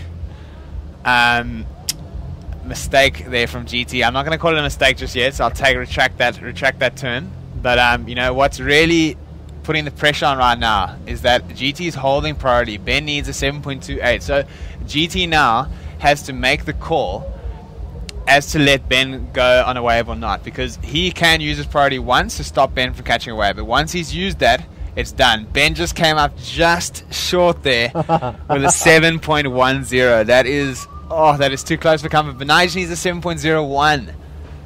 So he's cut the deficit, but still on the hunt. 2:15 remaining. Tamega maintains the lead and has priority. So yeah, a bit of strategy coming into play here in the closing moment. Does GT use priority for the block? Does he let Ben take a potentially scoring wave? You know, this is where it kind of. This is why we call it crunch time, because this is where it gets a little stressful. Man, this is really tense. I mean, Steve, you know, as a competitor sitting here watching this happen, you know, this is the most tense moment of a heat, because, like I was saying, GT has all the pressure riding on him now. He has priority, so. You know, if imagine Ben had got the score on that wave. Imagine like he would have felt like, you know, I had priority, I let him go. You know, so now he's got 1 minute 30 seconds to go. Is he going to hold Ben off this wave? Could Ben get a 7.01 on this wave? And the answer is that he might be able to. So here he gets a barrel. Ben pulling into a little barrel, combos it with a nice looping roll, and he kicks out. Yeah, that's. I don't know if that's going to be a 7.01. It's going to be a tough call. But time running out, Ben Player had to do something. He opted to go on a smaller left-hander, just trying anything to overtake Guilherme Tamega with time running down. Yeah, Steve, I don't think that's going to be it. You know, that one was a bit smaller. I think a great decision there from GT to let Ben have that one. You know, he's holding on to priority. You know, it's 50 seconds to go. But now it really comes down to it, and now GT has to stop Ben from getting the next wave. So it's, you know, this is where priority really matters, is right now in these dying seconds of the heat. And it looks like we have Jorge Pullman tuning in from Ecuador to watch Tamega drop into this one. Tamega mid-face shot up the face, hits the roll. Or did he go for an ARS? I kind of lost him behind the whitewater. Yeah, he did an ARS, Steve. But he, you know, Tamega, you know, that's kind of, I think that's going to be a... Look at this, though. It looks like some sets stacking up on the outside. Coming down to the closing seconds. Counting down 5 seconds remaining. Counting off the final seconds. And it looks like something's going to roll through a little too late for Ben Player. So all that build-up, and Ben just coming up a little short. Again, he was looking for a 7.01, and it looks like Guilherme Tamega is going to advance out. There's the replay of Tamega's last wave. Did not factor into his overall combined heat score, but 6-time world champ taking out the 3-time world champ. Tamega moves on. BP, unfortunately, his run ends here in round 6. Yeah. And there you have it, folks. Meanwhile, out in the water, the horn is sounded. We are already underway with the next heat. Lucas Nogueira in red. Sebastian Sieti, the Chilean, in yellow. Again, Sebastian, a little bit of a dark horse here. Started out in round 1. Here he is, still alive in competition in round 6. So he gets things started out in the water with the first wave. We'll see if the Chilean dark horse can move forward into the quarters. There's the replay last wave, an air roll spin. And it looks like that was going to be an incomplete maneuver. Came up in the whitewater, just waiting for... Actually, I stand corrected. That was completed. Wow. So I guess he did demonstrate enough control with the judges to land the score, a 7.0 to start things out for the Chilean. So the dark horse doing his best to make it to the quarterfinals and keep the Chileans in this. Meanwhile, Lucas Nogueira taking a look at this bad boy, drops it into the left, gets covered up in the snowball, comes out, and not much thereafter, so he will kick out and look for something else. But he is on the board with his first scoring wave. Yeah, the judges, they're really rewarding Sebastian Sierra there for coming straight out the gates. Going big from wave one, which at this stage of the competition, that's really what you need to be doing. You want to start strong. You want to stamp your claim, immediately from the get-go, and this is what we like to see. And the judges rewarded that with the 7.00 on his first wave. I was just, while Steve was walking you through that first exchange, I was having a look over here and saw GT walking up the beach claiming his heat victory, much to the stoke of the local crowd. Yeah, GT is somewhat of a legend here in Arica, having spent a lot of time here over the years, and he really gets the crowd going every year. It's really quite cool to watch. And here comes something else to get the crowd going. It's Sebastian Zeet picking off this choice-looking wave, drawing a beautiful line through that tube, and unfortunately he just, he got stuck a little bit high, and it just hollowed out underneath him. But here we got Lucas right behind him with a great ride. Scooped straight in there, threaded the needle through that section, and he rolled out of it. So that's going to be a very strong score there for Lucas. All right, so Nogueira putting something a little more to his liking together out there in the water again. 25-minute heats. Top two waves will be scored, and the winner moves on to the quarterfinals. So we just saw in that last heat, Guilherme Tamega take out Ben Player. Now out in the water in red, Lucas Nogueira from Brazil going up against the Chilean dark horse, Sebastian Sierra. Sierra starting things out with a 7.0. Laying the gauntlet and challenging Lucas Nogueira to step up to the occasion. Yeah, and challenge he has. And it looks like some pretty good scores dropping there for Lucas so far. That one's come through to 7.17, Steve. So it's really tight at the moment. Lucas just needs a 1.61 to go to first. Yeah, an extremely minimal score needed by Nogueira to move into the top spot. But again, at the moment, it is Sebastian Sierra from Chile holding the early lead, 21 and a half minutes remaining in this 25-minute heat. So still early going. Lots of wave action to come in this heat. And once again, I'd like to thank everybody for tuning in to the 2014 APB Arica Chilean Challenge. My name is Steve Action Jackson. I'm here in the booth with South African, currently residing in Puerto Rico, Jared Houston. Thanks, Steve. Great to be. Always love getting in the commentary booth and sharing a bit with the crowd who's watching back at home. I was actually talking to some of the guys yesterday that we've been watching the ASP webcast the last few days and the lay days, watching the surfers over at Chopu, and saying to them it must actually be so fun to sit and watch a webcast at home with your friends, like a bodyboarding webcast. And I'm actually looking forward to the day one day when I'm not competing to, get to sit at home with the family or friends, have a couple of beverages, and just enjoy the show. So yeah, huge thanks for everyone watching, and I'm kind of a little bit jealous too. Throughout the course of this competition, a lot of people at home have been plugging their computers into their flat screen TVs and actually taking pictures of it and sending it into the APB. Seems like a pretty good deal. Sit at home, kick up your feet, watch bodyboarding on the big screen, so good. And enjoy a couple of refreshing beverages and some snacks with your friends. Exactly. Yeah, that's what dreams are made out of. So huge thanks to everyone supporting, and like I said before, the numbers are what counts. So we aim to keep improving the product for you guys, and in order for us to do that, we need your guys to get behind it. So massive thank you once again. Yes, thank you for all of your positivity and support. It goes a long way in helping to push and promote the sport of bodyboarding, and creating a bigger and better future for not only the Pro Tour, but for the younger ranks as well, the future of the sport. Yeah. So joining the ranks of people tuning in, looks like Enrique Fuentes tuning in. He's excited about the return of the Encanto Pro in 2015. And meanwhile, excited about this wave opportunity. Sebastian Sietti rolling through that heavy section. Yeah. So Sietti looking to add a solid secondary score to his card up in the judges booth. There you can see dropping in, taking a look. That's going to be a 5.0. That will strengthen his overall combined score.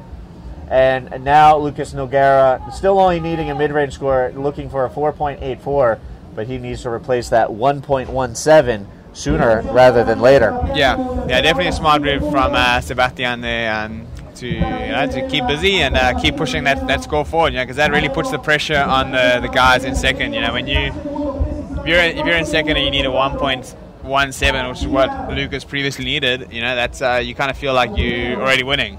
But now that Lucas now needs a 4.84, which is still a very attainable score, he's going to be feeling like the pressure's mounting.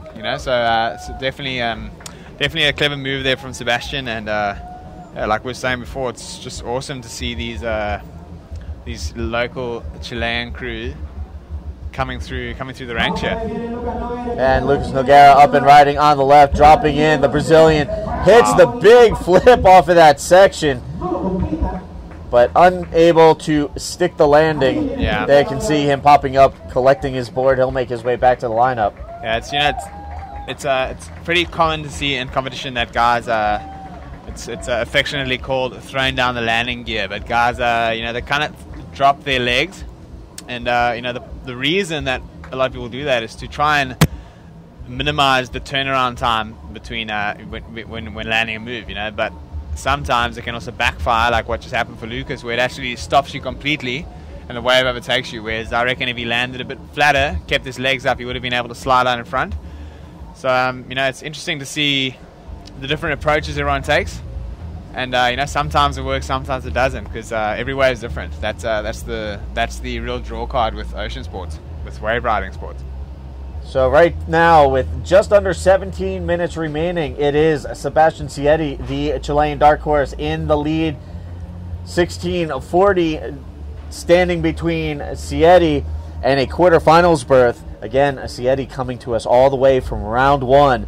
He's put in a lot of work so far in looking to punch his ticket to the quarters. He's got to fend off Lucas Nogueira. Nogueira with a 7.17, looking for a solid backup score, currently sitting on a 2.17 as a secondary. Needs to replace that. He's currently looking for a mid-range score of a 4.84 or better. But again, it is Sietti, the Chilean, 16 minutes away from taking the heat win. Needs to hold off Lucas Nogueira. Nogueira has some work to do, but really only needs a decent mid-range score to change the situation out in the water, as I was saying. Yeah, it doesn't need much.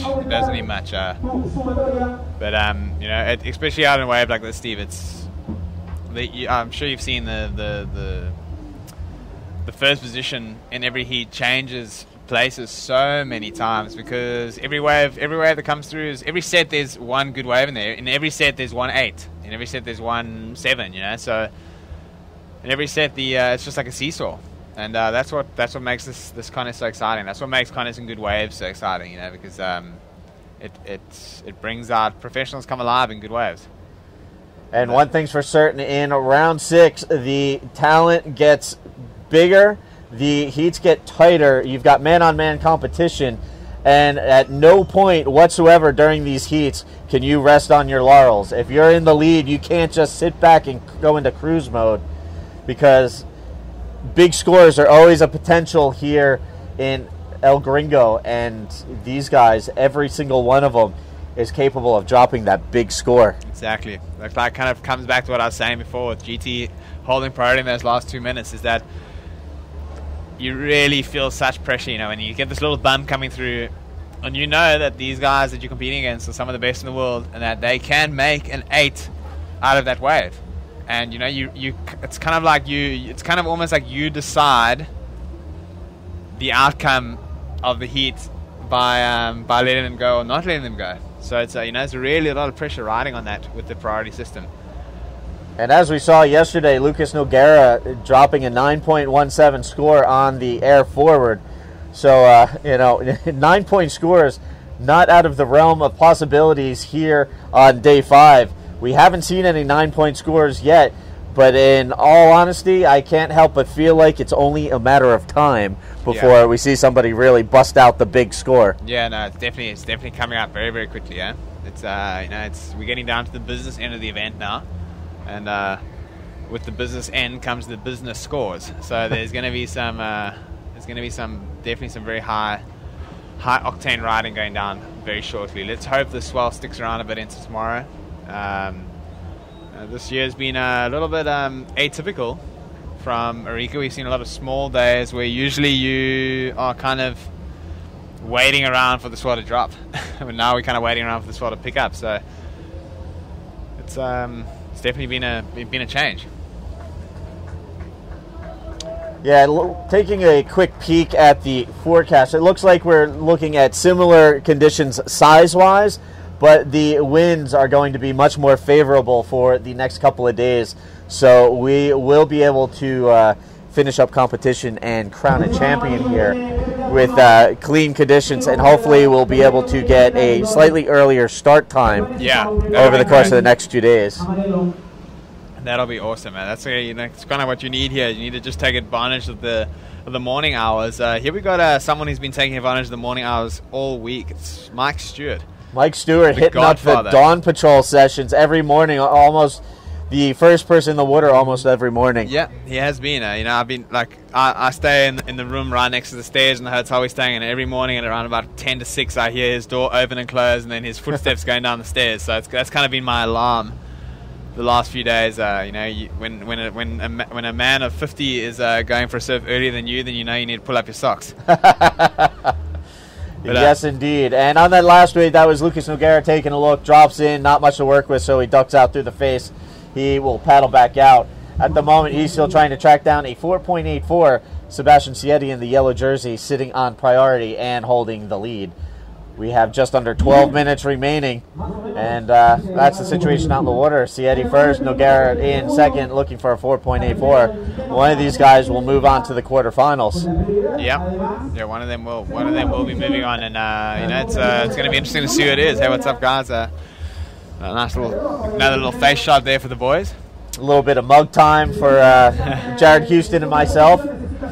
Thanks for everybody tuning in and listening to me and Jared call the wave-by-wave action out in the water, as well as waxing philosophical and discussing the world of professional bodyboarding. Yeah. Thanks again, Jared, for joining me here in the booth. Stoked to have you along for the ride. No worries. Thanks for having me. We're not done yet. 11 minutes remaining in this heat. And Lucas Nogueira up and riding. Yeah, Lucas. Oh no! Wow, that one actually looked pretty nice, but it's had that little wedge in it that I was talking about earlier, the one that comes across from the outside reef, and it looked like he just couldn't cross that. So probably a pretty smart move from Lucas to just kick out of that one. But it's kind of almost a little bit strange that in this heat Lucas is only chasing a 4.84, and out of 5 waves that he's ridden since his last 7.17, that he hasn't been able to get much of any of them.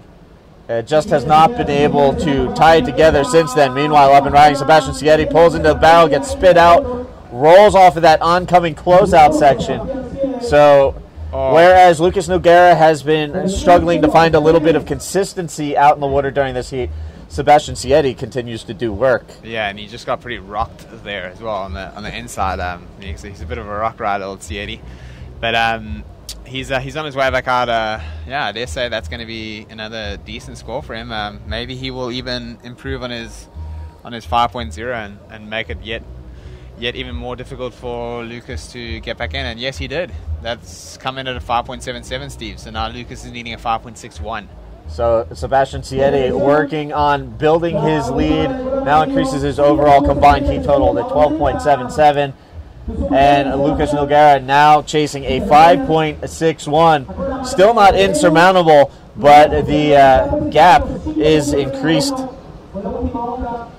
Yeah, somewhat. 9:20 remaining in the heat, and there you can see the man, the myth, the living legend, Mike Stewart, 51 years old, headed out to hit the water for action in round 6. And again, I mentioned the rankings earlier. Mike Stewart coming into this event ranked 10th on the World Tour. So even at age 51, still very fit, still very capable, and still in the mix of things, very much relevant in the world of competitive bodyboarding.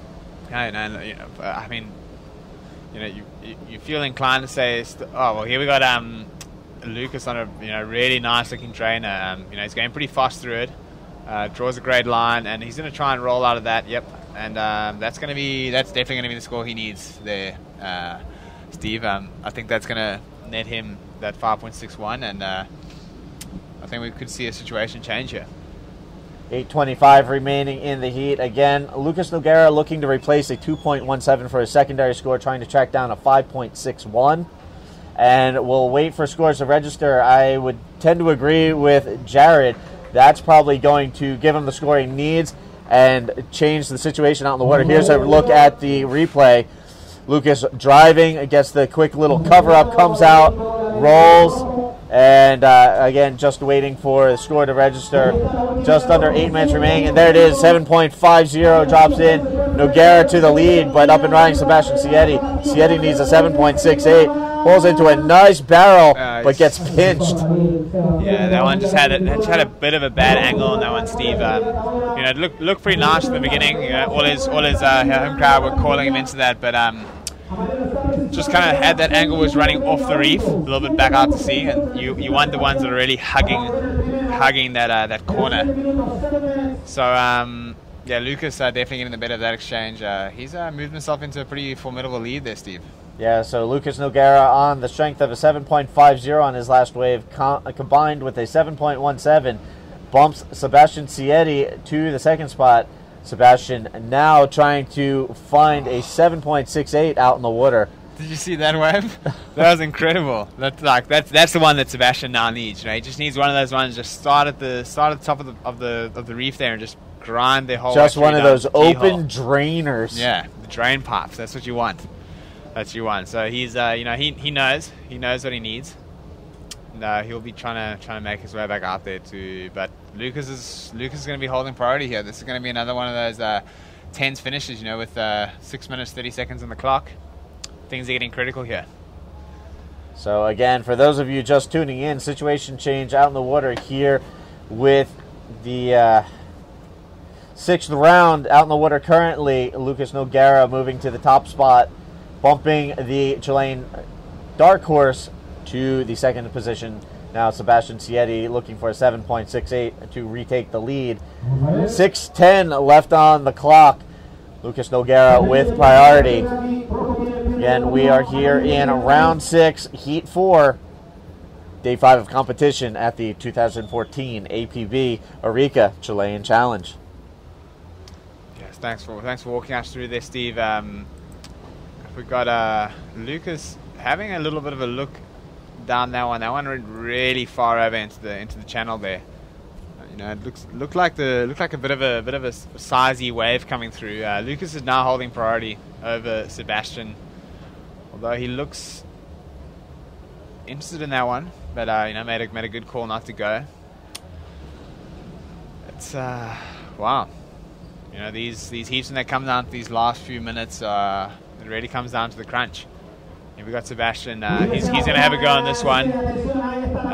Pulls in really deep. That one just ran away from him completely, and that's not going to be what he needs. He is after a 7.68, which is would be the highest score of the heat, Steve. It's always something good to remember there that when these guys need these scores, it's not only he needs a 7.68, but he needs the best wave of the heat to come through now. Yes, unfortunately, that last wave of Sebastian Sietti just ran off on him. And not what he was looking for. He took off on one of the smaller lefts, hoping that it would give him the score that he needed. But again, still looking for a 7.68. Lucas Nogueira currently holding priority and the lead. So Sebastian trying to find a way back to that top spot with 4:30 remaining. And they can see a little right-hander at the bottom of your screen just kind of rolling down the line, a little spit. Yeah. The snowball, the foam ball just, coming out in front. And it's not the biggest we've ever seen at Arica, but still very consistent. Still some nice barrels and bowls to work with out in the water here at the 11th running of the Arica Chilean Challenge. Yeah.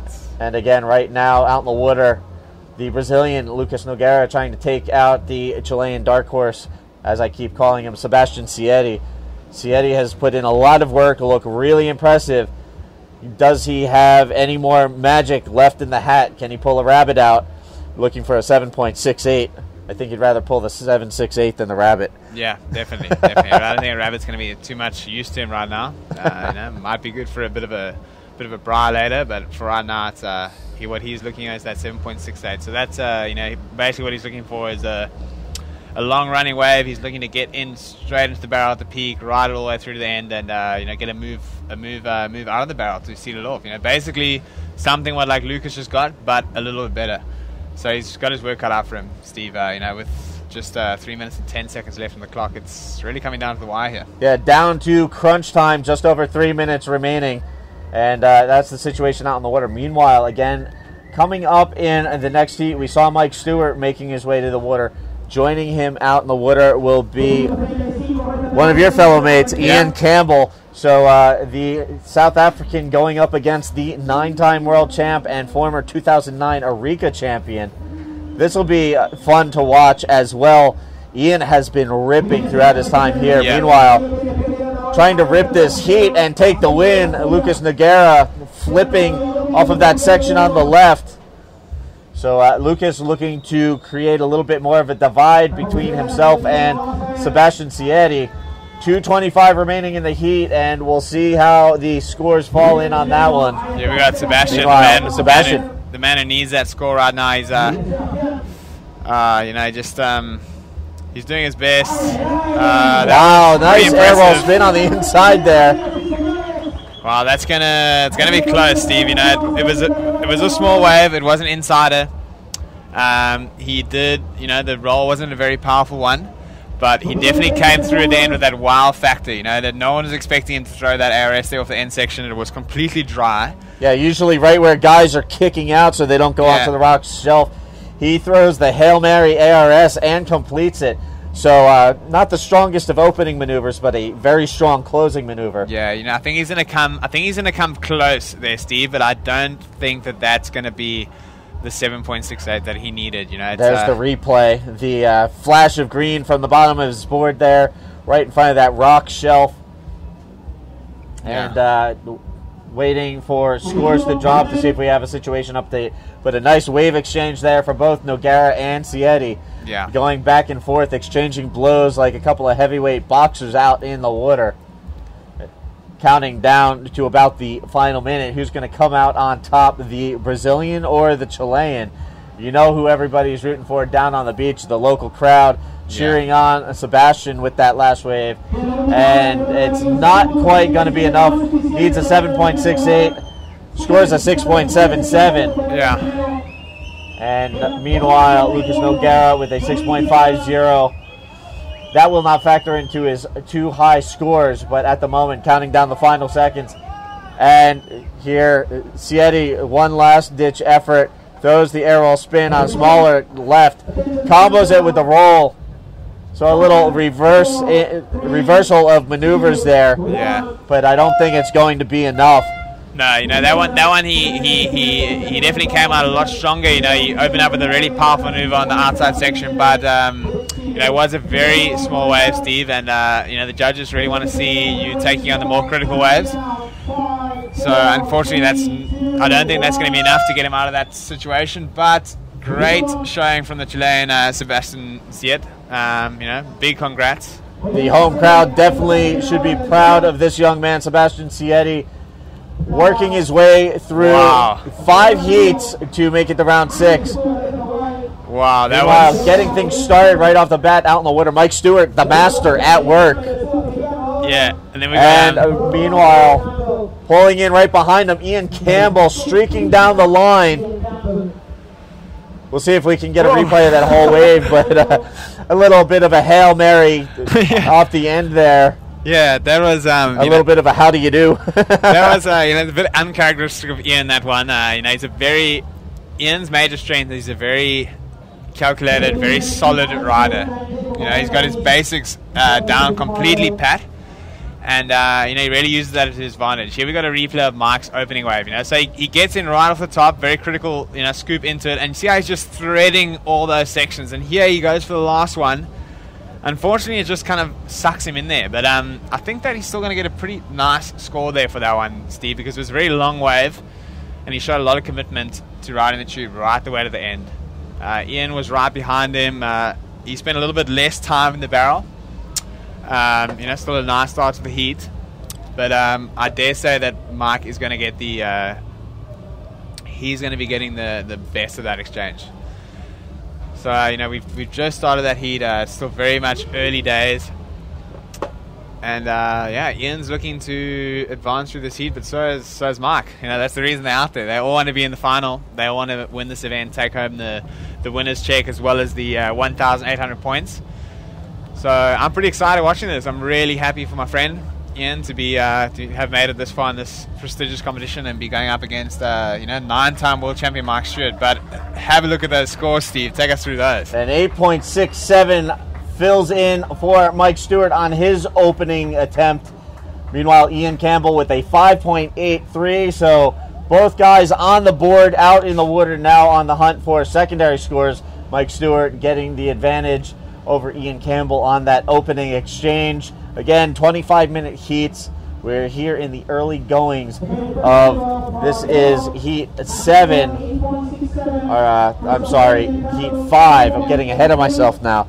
Heat 5, round 6. Ian Campbell from South Africa against the 9-time world champ Mike Stewart. Meanwhile, there you can see Lucas Nogueira making his way in. Before that, we saw Sebastian Sieti, who put on an extremely impressive performance. Yeah. Sieti going down at the hands of Nogueira, but Sieti with a very, very impressive performance here at Arica.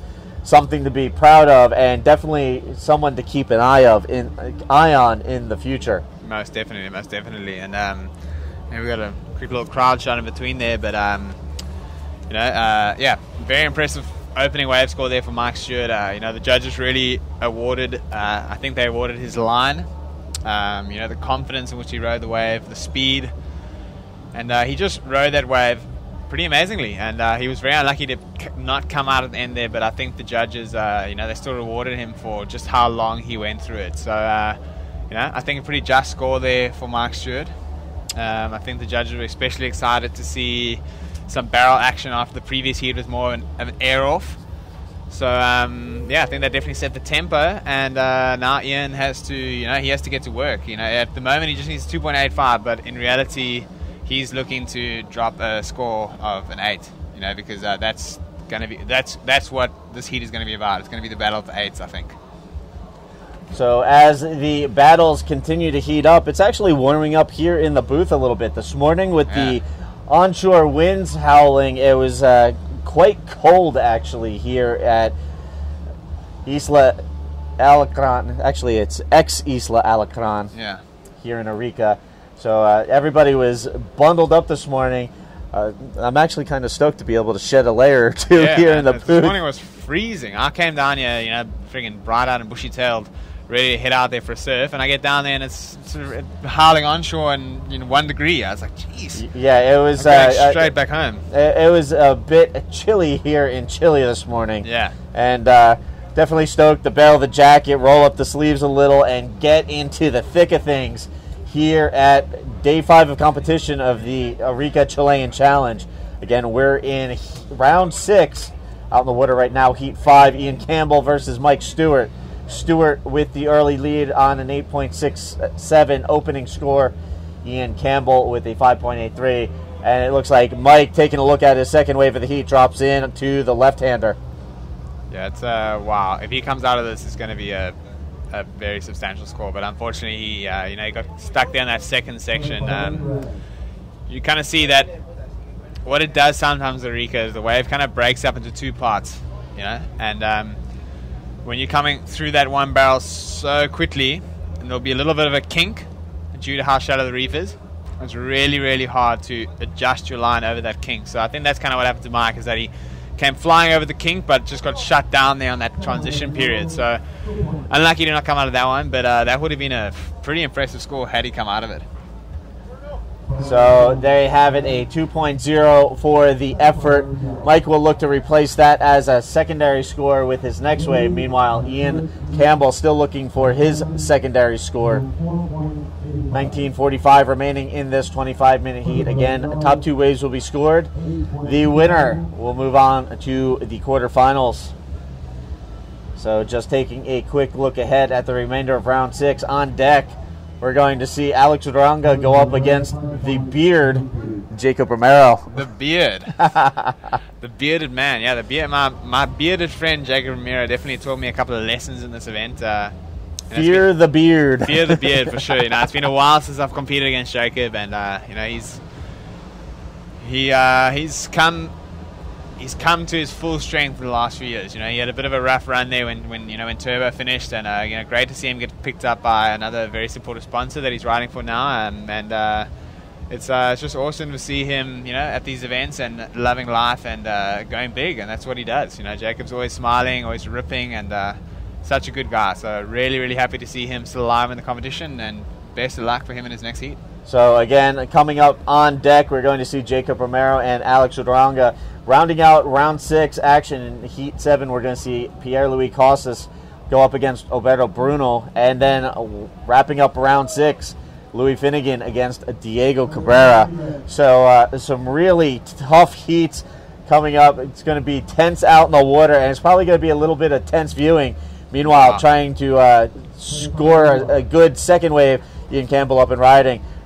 Tweaks the invert off of that oncoming section. So there you have it, Ian Campbell with his second wave.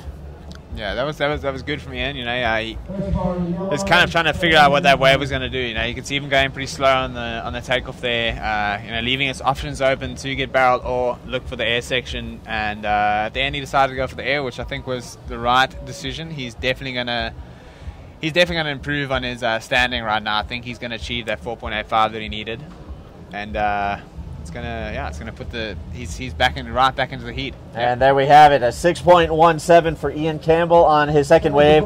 That's enough to move Campbell ahead of Mike Stewart. So situation change out in the water. Ian Campbell the first, Mike Stewart bumped the second. Now Mike looking for a minimal score, a 3.34, as we watch these guys do battle and go wave for wave, and a little bit of back and forth so far between these guys with their first 2 waves as we work our way through round 6, heat 5 out in the water right now. Meanwhile, here in the booth, myself, I am joined with Jared Houston. Jared's been hanging out in here today as our guest commentator. Stoked to have him aboard and listen to what he has to say. Yeah, thanks for having me, Steve. Yeah, it's always a great pleasure to share the booth with you and give you a bit of give you a bit of conversation. Often I see you in here doing the long shifts by yourself. But here we got Mike taking him on a really, really good looking wave. You know, great riding there from the 9-time world champion, and you know, it's just kind of a bit of uncharacteristic spin there at the end. But you know, he got in there at the beginning. Quick little bottom turn, got in under the lip. And you know, you saw he dragged his body through that second half of the tube to you know, really maximize the time in there. Very critical spin to finish off the barrel, and then, you know, he basically. And here's a look from the beach camera. Mike getting barreled, comes out, throws into the pocket spin, and looking for a section. Looks to go up and spin off the top, but as you said, uncharacteristically pulled off the back on that one.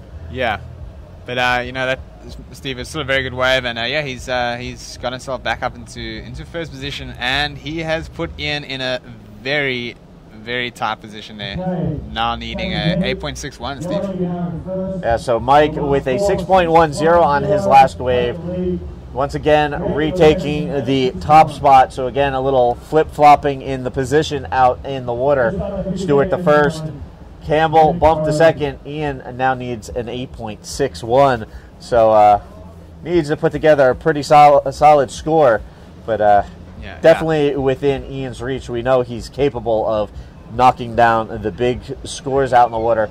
We'll see what he can do with 15 minutes and change remaining here in Heat 5, Round 6. Most definitely, Steve. I think, if I'm not mistaken, Ian might have attained an 8-point or above score in every one of his heats so far in the event. So he definitely knows what it takes to get the 8s. Yes, Ian has definitely been charging through the course of earlier heats. Yeah. And so Stuart cannot rest on the South African out in the water. Meanwhile, the South African and the American gringo here in the booth calling the action.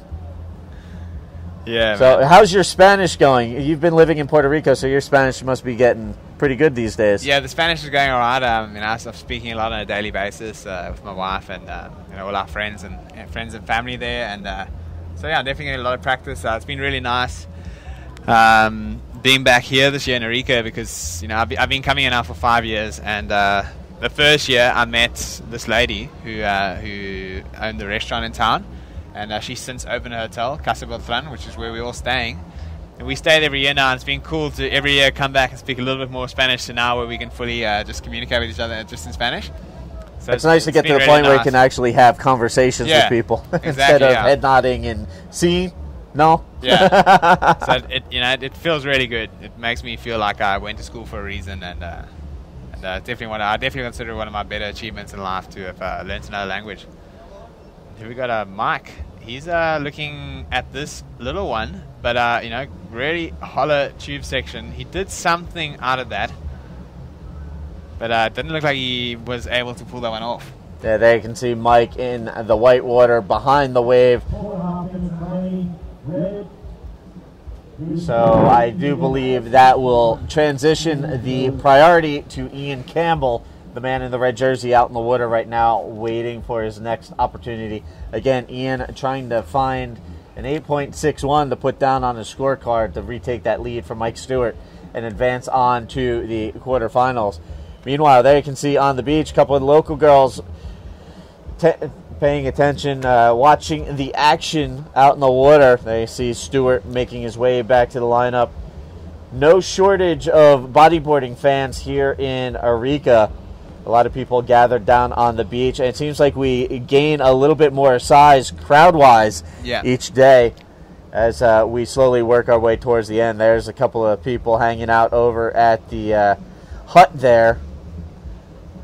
Yeah, that's a little locals' hut. That's kind of their refuge that they have that erected all year round, and they all hang out there, and they're pretty vocal and support for their local crew.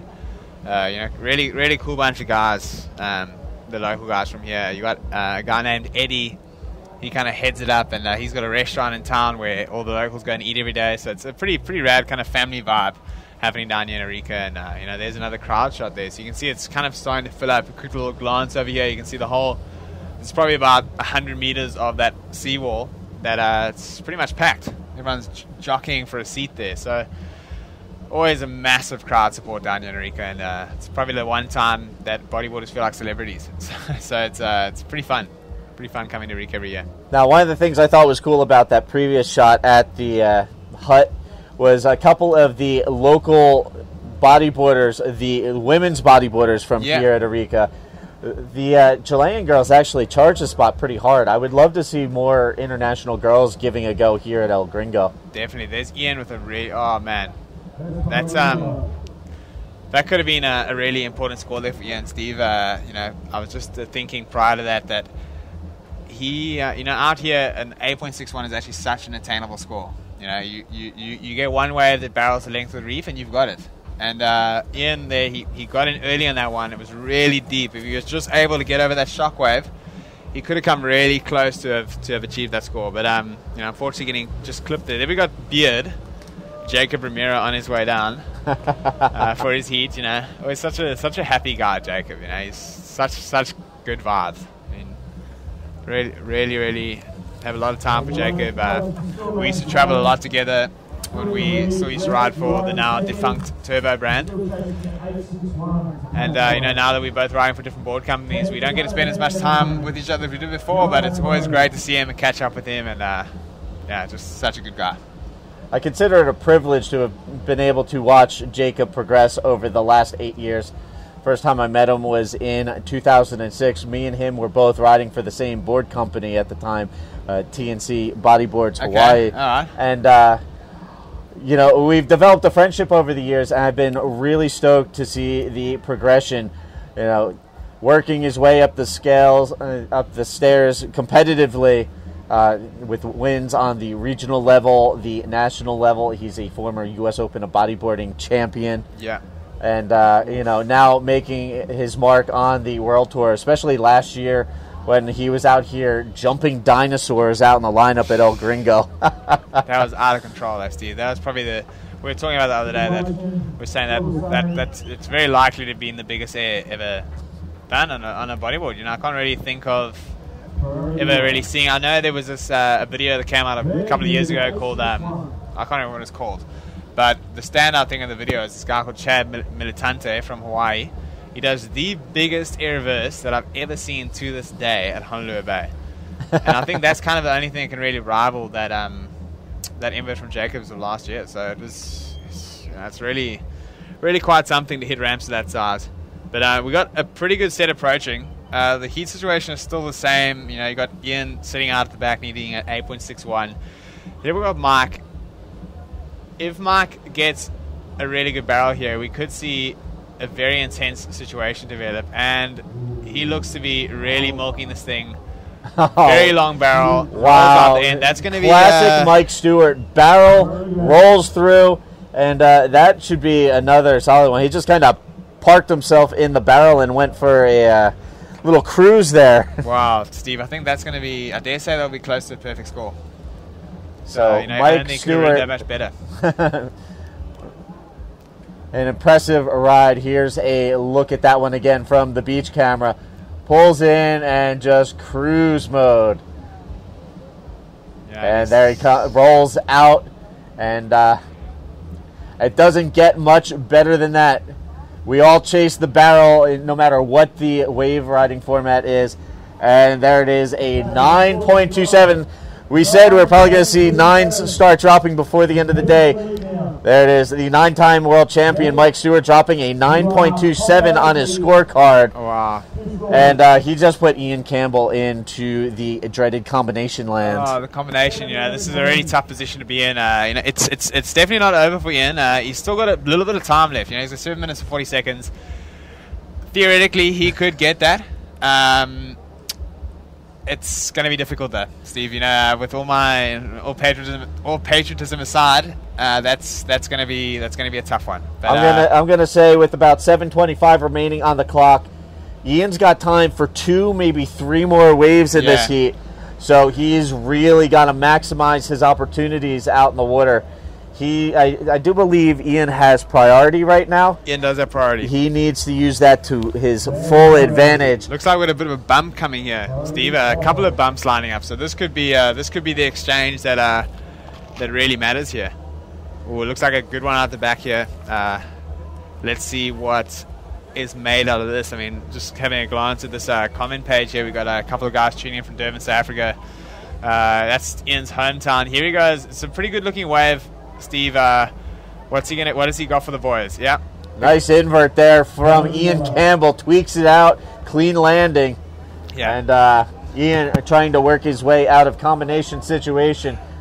Currently needing an 11.78 combined total. Yeah. We'll see how this works into the mix and see if he cuts the deficit a little. It should definitely help his cause. Yeah, I think that's going to help his cause, Steve. You know, it's the scores that are dropping has helped his cause somewhat. He just got a 7.67, sorry, but it's still in combination. Now he needs a 9.95.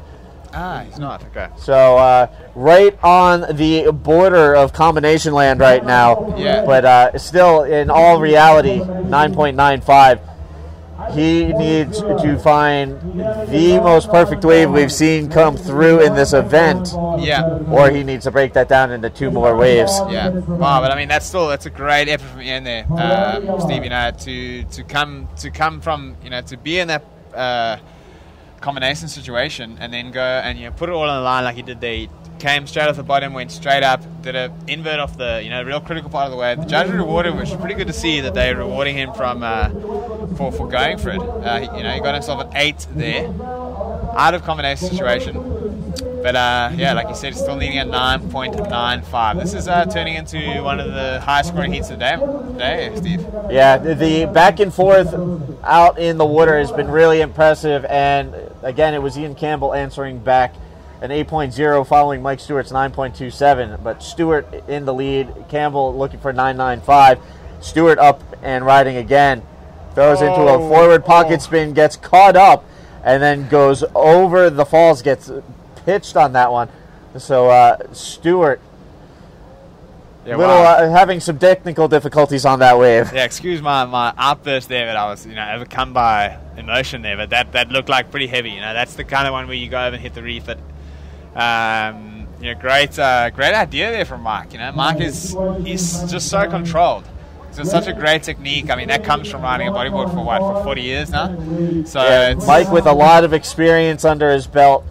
And, definitely one of the most accomplished competitors in the history of the sport. Yeah. I think it's safe to say that Mike Stewart and Guilherme Tomega have more contest wins than anybody else in bodyboarding ever.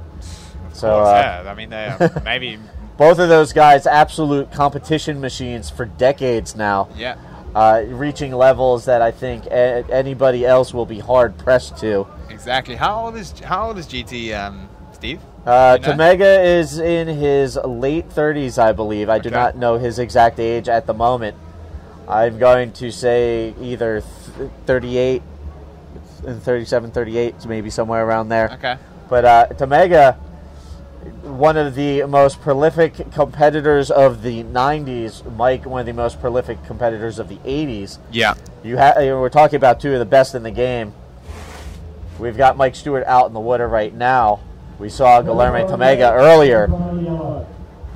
Both of those guys, seasoned veterans, still, very much competitive, hanging with the younger generation in bodyboarding. Meanwhile, it looks like we have a set rolling in. This is critical. This is critical, Steve. I mean, this is the biggest wave of the heat, pretty much. Nice barrel for Ian. Wow. Just driving, stays open, continues going. Will he get a section? I don't know. No, he's not he's going to have to pull out in front of that rock ledge as it took it in. But still a nice barrel there. That's going to be real close, Steve. That was the biggest wave of the heat, I think. And, he needed a 9.95, which is it's a lot to get. It's a big score. It's a near perfect score. But he's gonna come real close there, Steve, because he was in the barrel the whole way. That was pretty much the longest barrel of the. Maybe one of the longest barrels of the event so far. I'm waiting for scores to drop. Hey, look at this. A 9.77. Oh, my goodness. That is just needed a 9.95. He got a 9.77. So now Ian Campbell needs an 8.18. He still has 2 minutes left. He needs to get back out there and get on it. He just really made things interesting out in the water. So again, less than 2 minutes remaining. Mike Stewart sitting on an 8.67, a 9.27. Meanwhile, Ian Campbell with an 8.0, dropping a 9.77, the biggest score of the event so far. Wow. Now he needs an 8.18, 140 and counting. Can Ian Campbell get the score and advance out? Well, yeah, Mike had to go that one. And Mike up and riding. He had to go that one. Whether or not that was a sound decision, we yet to see. Now Ian Campbell's out there at the back with priority, with just over 1 minute remaining on the clock, and he just needs an 8.18, which is like after the score he just dropped, 20 seconds remaining. But after the score he just dropped, that's nothing for Ian Campbell. So this could very well be a buzzer beater. Let's see what happens. Real interesting here at the end of this heat. Stewart on that last wave, paddling back out. Oh, and they're actually counting it down and coming down to the final seconds. An unbelievable battle out in the water. What a heat. Stewart dropping a 9.27 with an 8.67 to take the heat win, but Ian Campbell dropping a 9.77, the highest score of the event. Still needed an 8.18, comes up a little short. So it is going to be Mike Stewart advancing out. Ian Campbell with the biggest score of the event comes up a little short on the secondary score. unbelievable heat out in the water. Just unbelievable performance from both riders out there. Ian probably going to be a little bummed that he didn't make the quarterfinals, but should be really stoked on nailing down the biggest score of the event. Yeah. So a little bit of a double-edged sword there. Yeah, giving Mike an incredible run for his money there. That was a classic example of just how good of a competitor Ian Campbell is. That he was in combination situation with like 10 minutes ago. He fought his way out of combo, then achieved the highest score of the event so far, but unfortunately just fell just short of the near-perfect score he needed. So, I mean, that's... all of you guys sitting back in South Africa right now, you really have to, get on your computers, send a message to Ian, tell him how stoked you are, because that was mental. That was an incredible heat, and tuning in was Neil Hellerly from Durban, South Africa, pulling for Ian. Unfortunately, Ian just a little short, but still that 9.77, one of the bigger set waves of the event, and just pulled in, parked it in the barrel, and went for a ride, and he got rewarded for it with a 9.77. Made life really interesting out in the water for Mike Stewart. Mike, a little bit of a nail biter out there. Yeah, I can see Mike sitting down on the rocks right now. I think he's waiting for Ian to come in and congratulate him, because Mike made the heat, but Ian put in a great front there, and that will go down as one of the most memorable heats of the year, I think. Phenomenal performances from both riders. Unfortunately, only one man can move forward. That man will be 9-time world champion Mike Stewart. But again, Ian Campbell posting a 9.77, the biggest score of this year's event so far. Just comes up a little short on the backup score. Meanwhile, out in the water, getting things going, Alex Aranga in red, up and riding, pulls into the left-hander. Wow, that's incredible. That's a great wave from Alex Uranga. Wow, he almost came out of that, Steve. Wow, this is incredible. This excitement's getting too much for me. I'm going to excuse myself for 2 minutes while I quickly go to the bathroom. All right. If I come back and no one's jumped in with you yet, I will gladly come back and talk some more story. All right, sounds good. Thanks, Jared. So, again, right now, out in the water, Alex Aranga in red, in yellow, Jacob Romero. And that was Jared Houston. He's been hanging out with me for most of the day. He's going to take a quick break and hopefully come back in a little while. Been having fun having a partner in crime here in the booth with me all day today. As we go through competition, we've finished up round 5, and now we're working our way through round 6, and we've seen some really impressive battles. The best of which was that last heat, Mike Stewart versus Ian Campbell. Both of those guys dropping 9-point rides, Mike with a 9.27 in his winning effort. And meanwhile, Ian Campbell putting down the biggest score of the event, a 9.77, but just could not get the 8.18 he needed to back it up. So, again, some amazing action out in the water here in round 6, and we're not done right now out in the water. We are underway with Alex Aranga versus Jacob Romero, and coming up we're going to see Pierre-Louis Costas and Roberto Bruno in Heat 7, and Heat 8 we will see Louis Finnegan go up against Diego Cabrera to wrap up round 6 of competition.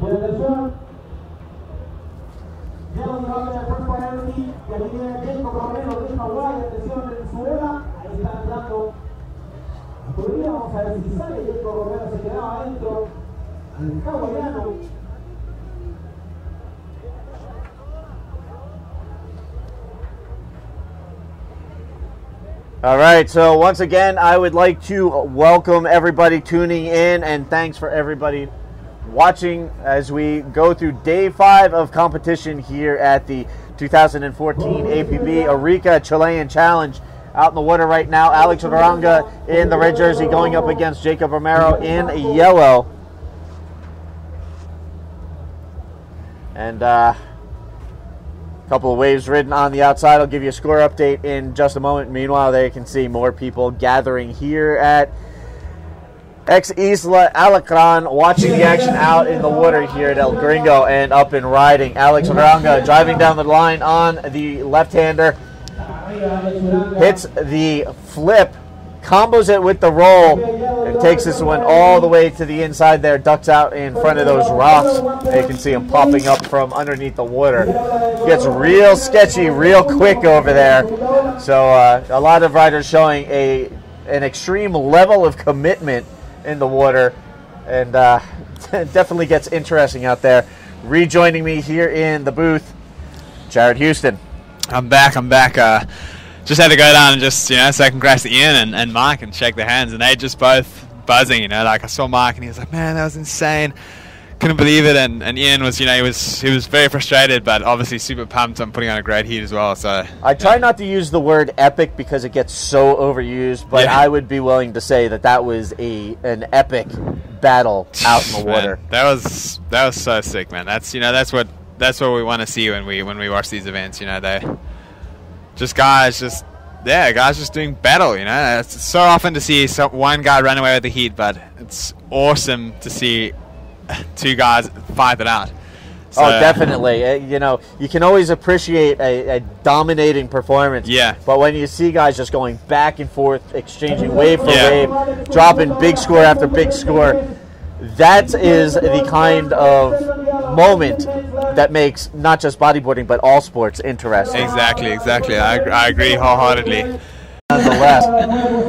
So just waiting for more scores to filter in. Looks like PLC will get a pretty solid score coming in on the scoreboard.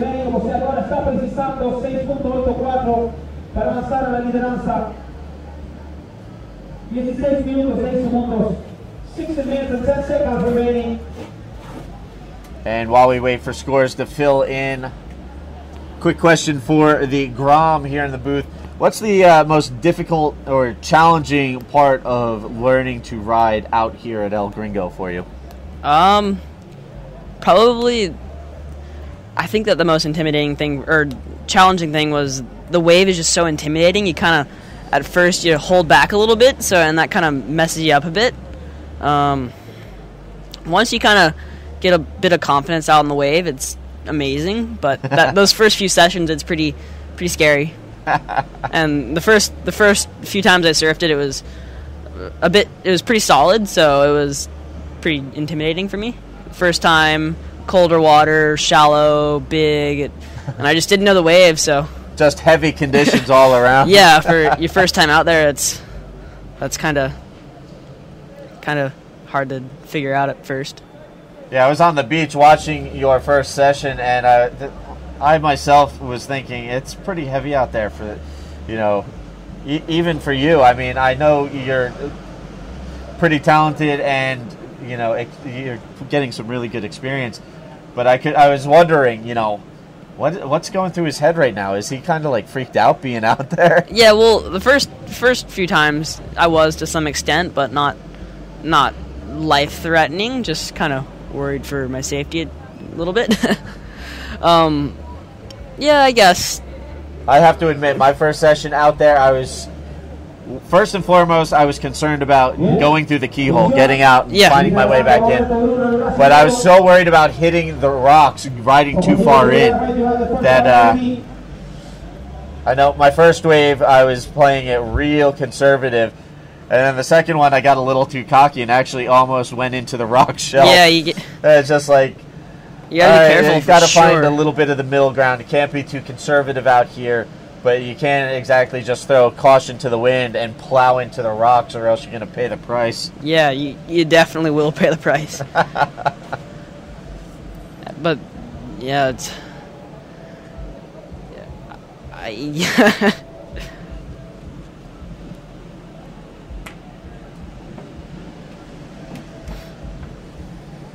All right, so again, working our way through Heat 7, Round 6. And it looks like the sun is actually coming out here, the afternoon sun peeking through. It does this almost on a daily basis here. Some of the most consistent, predictable weather I've ever seen. It's usually a little gray, cold, and windy in the morning.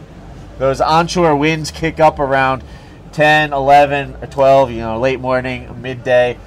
And then the sun comes out and it warms up for the afternoon.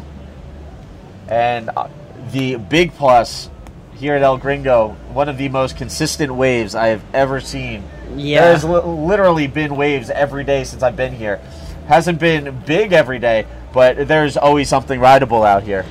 Yeah, it's pretty amazing. Like, it'd be so insane to just surf here all year round. I don't know how it is in the different seasons, but if it's as consistent as what I've seen, then you'd clock in a lot of water time out there.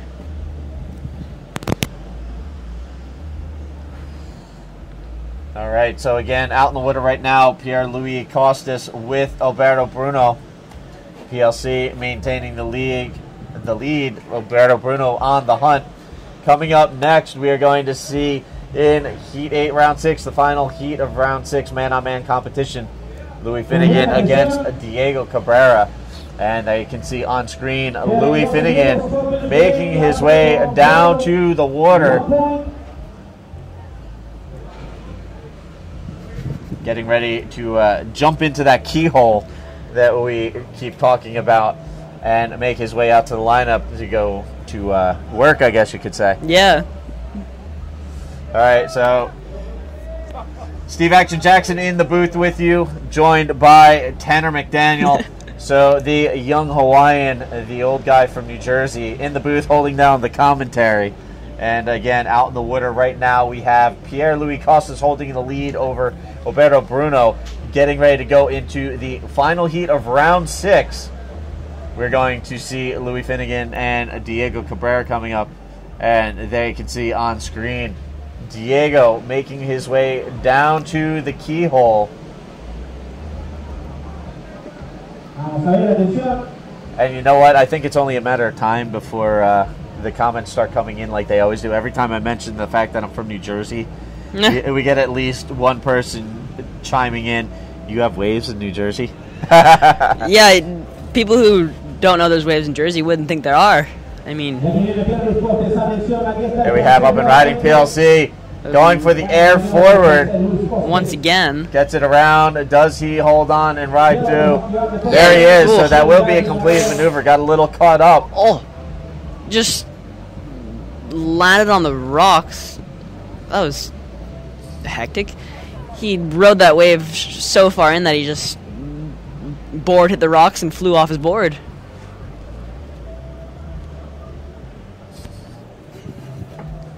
All right, so just waiting for scores to update, and I will give you the situation rundown out in the water.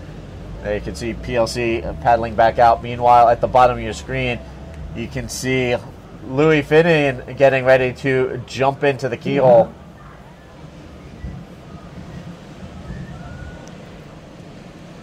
Stretching out a little bit, getting ready for his next heat.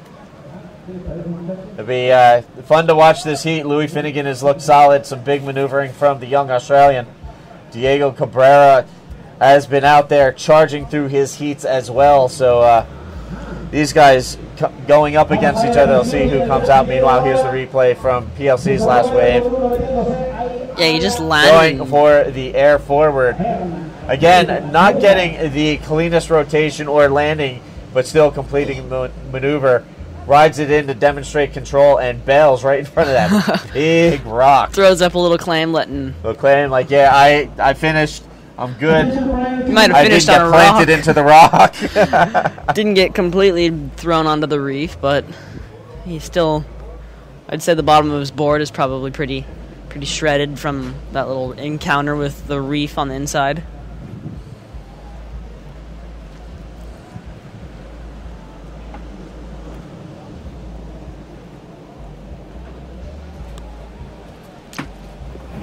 All right, and once again, here's a replay of PLC. driving down the line, and goes for the air forward and kind of free falls straight down, gets a little caught up in the whitewater, but does eventually bounce through, emerges out right in front of the rocks. Actually, you can see him go over the rocks and bail before that big rock cluster. And a 6.33 for Pierre-Louis Costas. 8 minutes and 10 seconds. And it sounds like we have just about 8 minutes remaining in the heat. PLC in the lead. Alberto Bruno on the chase. Bruno, você está segundo, precisando 6.84 para avanzar. So that's the situation out in the water. PLC in the lead. Bruno in second. On deck, Louis Finnegan and Diego Cabrera looking to wrap up round 6 of competition.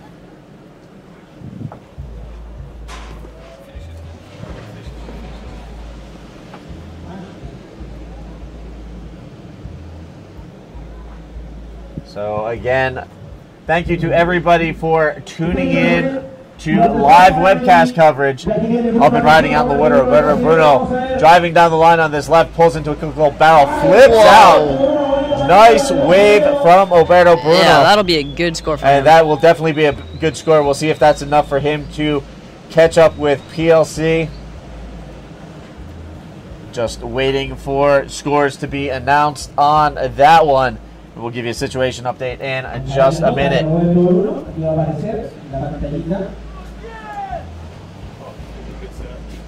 So, waves coming in for this heat. See how... Oh, here's a replay of Roberto Bruno's last wave. Kicks into a nice one. Just gets a lot of speed. Just goes around that first... Oh, gets a little cover up in the first section. Does a nice clean backflip. Just... Yeah, that'll be a good score for him. Here's another angle of that last wave by Roberto. Little cover up and flip out. Avanza la primera posición, cambia la situación, la última de la varilla. Está primero el brasilero, segundo el francés Pierre Costes. Attention, situation change now with the last score of yellow. Now yellow is in first. Attention, server in red. Pierre, you are in second and you need a 7.18 to be first again. 5 minutes and 50 seconds remaining. You have the priority red. Once again, first, yellow, Roberto Bruno from Brazil, second. Red, Pierre Costes from France. Les journées de première, les rouges, le deuxième, les rouges avec moi. 7.10. Oui. All right, so that was Alberto Bruno on that last wave with the big score. Again, I will give you a situation update in just a moment.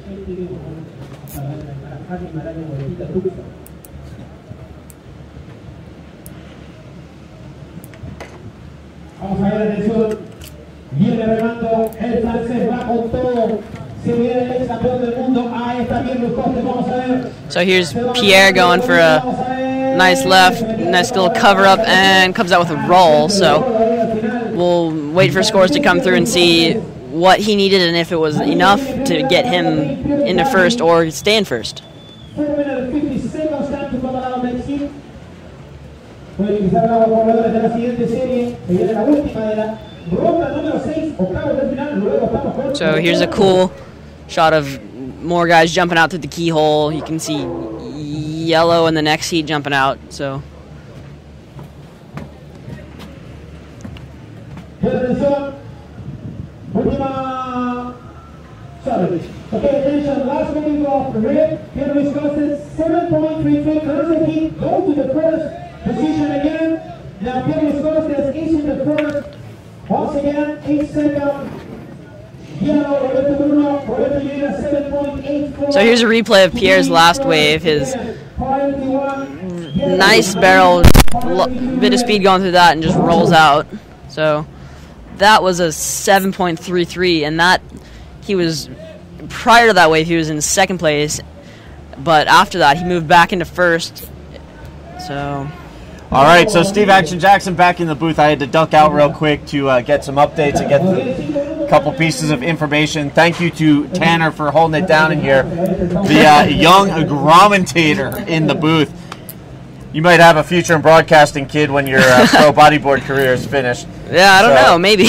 We'll see how that all pans out, but hopefully we'll see you out in the water as a pro bodyboarder for many, many years to come. Yeah, hopefully. Before we have to worry about broadcasting as a profession. Yeah, hopefully. Meanwhile, situation out in the water again. PLC with a 7.33 regaining the lead. Oh, and Pierre with PLC big flip comes off, lands one-handed. So Pierre-Louis Costa's in the lead, with leaving Alberto Bruno looking for a 7.84, and Alberto Bruno getting shut out on that one, stuck behind the section. So quick wave exchange, a lot of back and forth out in the water. No shortage of intrigue and suspense out in the water, as we've been seeing a lot of really cool stuff out in the water today from our competitors. Yeah, as I mentioned before, we've seen big scores, last-second comebacks, a lot of back and forth, and things have been pretty intense out in the water today during round 6 of competition here on day 5 at the 2014 APB Arica Chilean Challenge. So we're counting down to the closing moments. And it looks like PLC extending his lead, an 8.10 on that last wave, the big flip. And that leaves Alberto Bruno looking for an 8.61.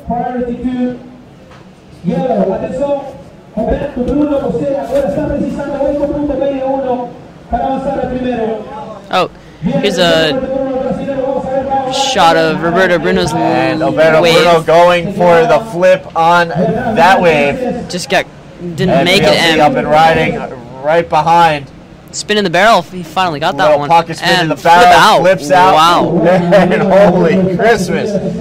PLC unleashing. Yeah, he's capitalizing, making sure. Yeah, I'm in first, but I want to make sure I stay first. So wild wave exchange out in the water. PLC unrelenting, and this is going to be a big score. We saw a 9.1, actually a 9.27 from Mike Stewart, and a 9.77 from Ian Campbell. We'll see if this one comes in close. 8.50, not quite hitting the 9-point range, but PLC really putting the pedal to the metal out there in the closing moments of this heat. An 8.50, and now that pushes Alberto Bruno into a tough spot. Now he needs a 9.01. Yeah, he's going to catch PLC and take that final position in the quarterfinals. So again, counting down the closing moments, PLC just going ballistic out in the water, and fortunately, Tanner McDaniel and myself sitting here in the booth, we get to watch a pretty good show going on out in the water. Yeah, I'd say so. So again, some fireworks out in the water, and there you have it, official results. PLC on the strength of an 8.50 and an 8.33 wins the heat. He fills into the quarterfinals. And we are counting down to the start of the final heat of round 6. Out in the water, we are underway here on day 5 of competition at the 2014 APB Arica Chilean Challenge. Out in the water right now, heat 8, round 6. In the red jersey, Louis Finnegan from Australia going up against Diego Cabrera from the Canary Islands. Diego wearing the yellow jersey. So we have gone through some pretty impressive competition so far today. We finished up round 5 where we left off with yesterday's competition and have gone through round 6, and it's gone by pretty quickly. A very entertaining show out in the water. Yeah, to say the least. It's been a pretty action-packed day so far. So again, right now out in the water, heat 8, round 6. Looking to fill that last position in the quarterfinals, Louis Finnegan, Diego Cabrera, looking to battle it out. Okay, attention, next heat, please. Will be first heat of first quarterfinal. Again, 25 minutes out in the water. Top 2 waves scored. Winner moves on to the quarterfinals. We've already seen some really impressive performances today. Alan Munoz from Chile moving on to the quarters, as well as an in-form Amory Laverne. Then we saw Guilherme Tomega take out Ben Player in the Battle of the World Champions. Yeah, that was followed by Lucas Nogueira, just edging out the Chilean Sebastian Sieti, the dark horse Sieti, advancing from round 1 all the way to round 6 before being eliminated. A solid performance by him. Definitely. And then the heat I was talking about just a moment ago, Ian Campbell, Mike Stewart. Mike Stewart advancing to the quarterfinals. But Ian Campbell, in that losing effort, still managed to nail down a 9.77, the biggest score of the event so far. Yeah, you wonder how he didn't win that heat with that, but geez. It just goes to show how high of a combined heat total Mike's 2 waves were, as Ian Campbell needed an 8.1 to give people a real quick reminder. Be sure to hit up Facebook, Association of Professional Bodybuilders, as well as Arica Chilean Challenge. Give the pages a like. Drop a post. Let us know where you're tuning in from. Let us know who you're pulling for. Any questions you might have. And we will do our best to attend to your comments. Thank you for everybody who has been hitting us up throughout the course of the day, tuned in and watching live webcast coverage of the 2014 APB Tour here at event number 3 for the Men's World Tour, the 2014 Arica Chilean Challenge.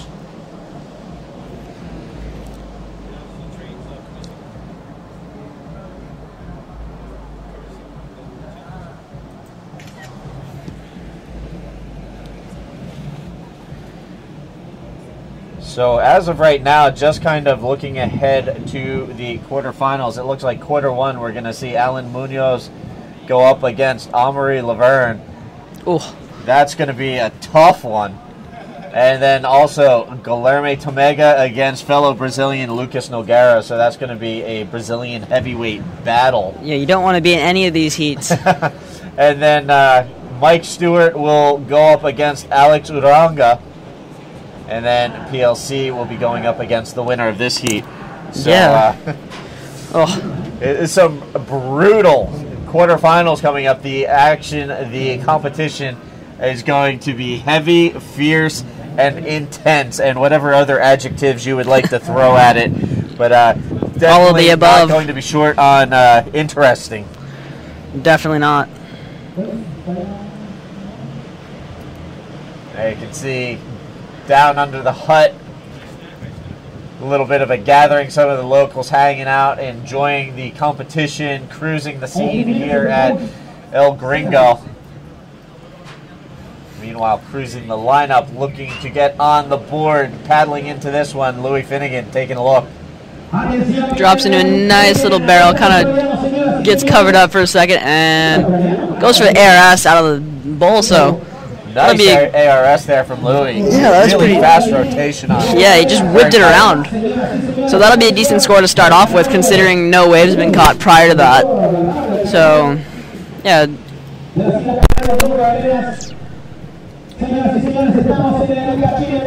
All right, so right now, as we have a little break in the action out in the water, we're going to switch things out real quick and let Mike Stewart sit in for the closing of round 6 and let you cruise out of here, Tanner. Yeah, cool. All right, thanks again for stopping in. Is there anybody you'd like to give a quick shout out to before you come out?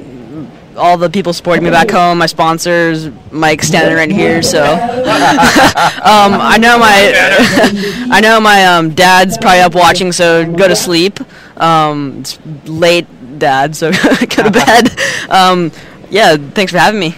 Thanks for cruising in the booth, and we'll catch you sometime between now and the remainder of competition. Meanwhile, we'll let Mike step into the booth. All right. So we're going to switch things out real quick. Meanwhile, out in the water, 7.33 for Louis Finnegan filling in. That puts Finnegan in the early lead. Again, we have about 17 minutes or so remaining in the heat. And while we wait for the next wave to be ridden, here in the booth now, magically switching out, we've gone from a 15-year-old Tanner McDaniel to the 51-year-old 9-time world champion, still making it happen out in the water, Mike Stewart. Yeah. So, Mike, you had a very impressive round 6 heat, and you've advanced to the quarterfinals. That's 2 quarterfinals in a row now. So, putting together some results here in 2014. Still pushing the young guys out in the water, making them do some work. Yeah, they got to earn it. I'm not just going to give it to them for sure. So they know that. I mean, but it's not a cakewalk either. You know, it's like it's your work's cut out for you every single something, and then a 9.77, the biggest score of the event. But then you would put together a good enough heat, the back and forth. Let's watch here, Louis Finnegan fanging for this end section. Try to get that. You know, the judges, they're really tuned into trying to maximize the use of this wave, and if you're not going to get into the barrel, then you need to really do something special in the air, or you know, some other. Now, while you were out in the water for your heat, I had Jared Houston in here, and we were talking about how you are one of the most prolific and successful competitors. Yeah, every single heat. I'm not relaxed any heat. Like every heat I feel nervous, and I feel like I'm not going to make it through, and you know, it's just until the end. On occasion you'll go, okay, well, through the barrel, nice roll. Case in point, I mean, that was great. He got the long barrel, and then it was able to pull the move in as well. That's going to be a great score for Diego. So Diego with the 1.50 on his opening effort. That's going to be a lot more to his liking out there. That'll get him back into the mix. We saw Louis Finnegan open up with a 7.33, and there it is, an 8.83 for Diego Cabrera. That's going to move him to the top spot. So situation changed out in the water. Diego Cabrera to the top spot. Finnegan bumped to second. Now looking for a mid-range scores. Both these guys have 2 scores to their name and looking to build from here. We still have about 13 minutes remaining, only about halfway through this heat so far. Here's the replay of that wave. Nice barrel, looping roll. Yeah, he got a good extension on that roll. That was a well-ridden wave. And, you know, he got rewarded accordingly. I mean, that was a great wave. And here looks like a little something stacking up. Actually, this is a replay from a different angle. Here we go. Here's Louis' last wave. Good barrel, looking for the lip. Roll back into the barrel. So, yeah, that was another good exchange. I mean, the waves are just going off right now. It's just really, it's great for the riders. I mean, yesterday there's some controversy towards the end. Some guys wanted to have it, some guys didn't. Alex just said, hey, let's hold off. And boy, I got here this morning. I was the first one here, and it was onshore, blowing, howling onshore winds. I'm just going, oh man, maybe we should have run yesterday. Here's a replay of Louis' wave. Nice wave, dropping in, driving down the line. Talk us through this, Mike. Yeah, so, you know, looking for the barrel, then looking for the lip. And that was kind of what he was doing there. You know, unfortunately, that one just kind of closed down him in the end. You will get a higher score if you can successfully make it past the stumble reef there, the stumble slab, and into the keyhole. That's kind of what we've nicknamed it so far. We're trying to come up with a good name for that inside section that just like seems to humiliate every single one of us out there. So there you have it, just waiting for scores to drop in on that last wave. And look at this, an 8.93 for Louis Finnegan. So Finnegan back to the top spot. Now Cabrera needs a 7.44. So still only a handful of waves ridden in this heat. And back and forth they go out in the water. Louis Finnegan back to the lead. So that seemed like it was, the judges loved that one. It seemed a little bit bigger barrel. A little bit hard to navigate through. I'm not certain, but they liked that one better. Bigger roll for sure, and then he landed, he completed the move, and then it just closed out on him. So you could argue to say the roll was better. So an 8.83 for Diego's big score, looking for a secondary score, trying to replace a 1.50. Now he needs a 7.44. Meanwhile, Louis Finnegan with the 8.93, 7.33, holding that lead. We have an announcement for you. We have for you the Arica with the picture of the over there. So It's like a little bit of a texture coming in on the waves right now. Yeah, it seems like the onshore winds are starting to kick in a little bit, the afternoon onshores. So it'll be interesting to see whether or not we continue into the quarters or wrap things up here with round 6. But we've had, considering the start we had, what we came up to this morning, we've actually lucked out and had some pretty clean, solid conditions out there. You're usually the first guy out in the water in the morning.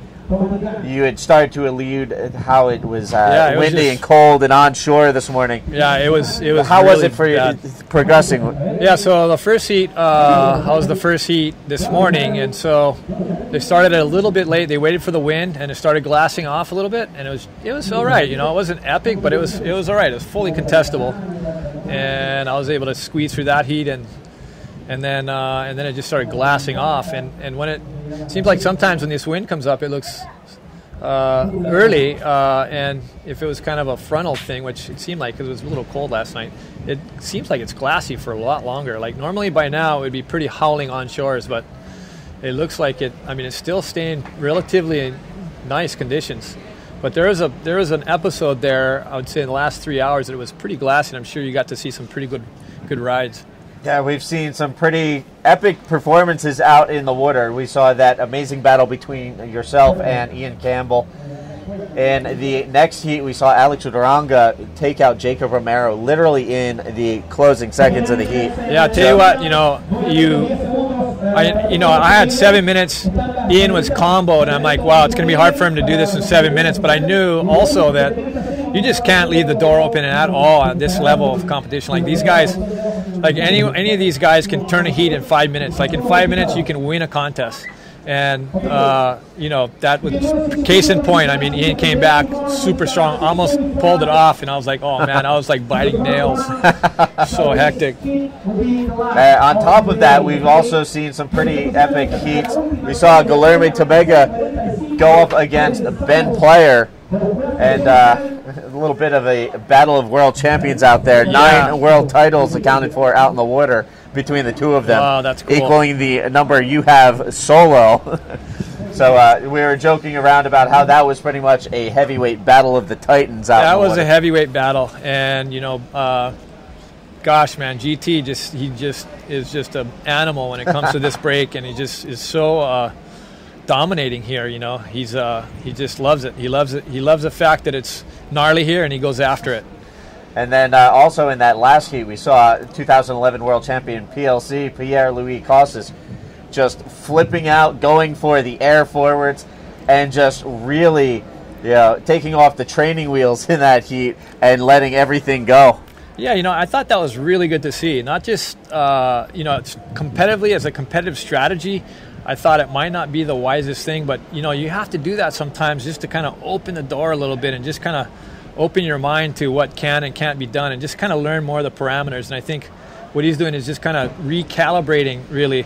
And, he did come through with it at the end, but it was close, God, Roberto got that one where he hit the lip from inside the barrel, and that was like a pretty good wave, and not to mention his other ride. So it was a pretty risky strategy and pretty risky moves, but he made it through. Going for the bank reverse on that one, Diego Cabrera whips that one around, completes the maneuver. Nice wave there for Diego. So the judges are really looking at super technical moves. They'll reward it. I think it was PLC got a pretty high score for a single reverse air. He didn't get a ton of air, but he pulled the maneuver and he got a pretty good score. And it's a single move on a wave that normally can get barreled all across the reef. So they're really scoring high the moves if you're able to successfully pull them off. And it looks like a 6.67 for Diego Cabrera. That will fall in as his new secondary score. Now he needs a 7.44 to cut the deficit between himself and Louis Finnegan if Diego is going to retake the lead. So he was probably looking for a reverse air here and got a little bit out in front of the lip, but it was a clean move. I'm stoked that he got a 6.7, a 6.67. I think that that was cool. Those are hard to do, and especially there on that wave in that section. Yeah, it definitely looked like he was eyeing up the air reverse. Didn't quite get the hit that he was looking for, so it came off almost like more of a bank reverse. Yeah, not quite the projection. It just, your timing has to be so perfect, and it might have just been a fraction late. It's just so hard to gauge it. Meanwhile, that man in red, the young Australian Louis Finnegan, holding on to the lead. We're coming down to about 5 minutes remaining out in the water, and Finnegan trying to hold off Cabrera for that final quarterfinals berth. And I have been given the official heads up from the judges booth, Alex Leon popping in here to the broadcast booth and giving a heads up. We're going to wrap up the day with this heat, so we're about 5 minutes from the finish for the day. Meanwhile, not going down without a fight, Diego Cabrera. Beautiful flip move there. Beautiful backflip. That was just textbook. Hit that really nice, landed really nice, completed move. Maybe not the set wave, but a nice inside move nonetheless. That was really clean. Well done. 4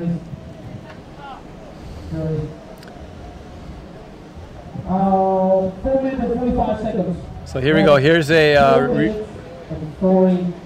replay of this. Switch to flat. Switch. All right, so there you have it, the replay for Diego Cabrera. Diego still looking for a 7.44 to overtake Louis Finnegan. Finnegan trying to hold on as we count down towards the end of competition for the day and the finish of round 6 and heat 8 as well. 6.6 is not enough. Now watch, I'm claiming Diego's going to start stepping it up here. He's a fierce competitor, and the guy's fearless when it comes to reef. Is this live here? I think it is. Another one. Another flip. I mean, he's just looking for that one wave, maybe like an inside one like we saw earlier with Roberto, maybe like a barrel to flip or just a quick that little compact little slab in there really has a lot of juice. Meanwhile, it looks like something rolling in on the outside. And you can see it's really right on the dry reef or feet away from it. So you'll end up on the rocks there. And I even ended up on that little stumble reef part where I just got hung up on it and just like rolled off into the keyhole off my board. It was pretty pathetic. But Diego's he's gonna fight for this. You'll see him doing whatever it takes here to try to get what he needs. Yeah, Diego's definitely not going to go down without a fight. They can see him paddling back out to the lineup, and we're counting down the final couple of minutes here in Heat 8, Round 6. This is going to be the last heat of the day. There you can see Guilherme Tamega. He will be in the quarterfinals when competition resumes. Again, Tamega taking out Ben Player, the defending event champion, the defending world champion. So that was a pretty wild heat. Some serious hardware involved with those two guys. 6 world titles for Tamega, 3 for BP.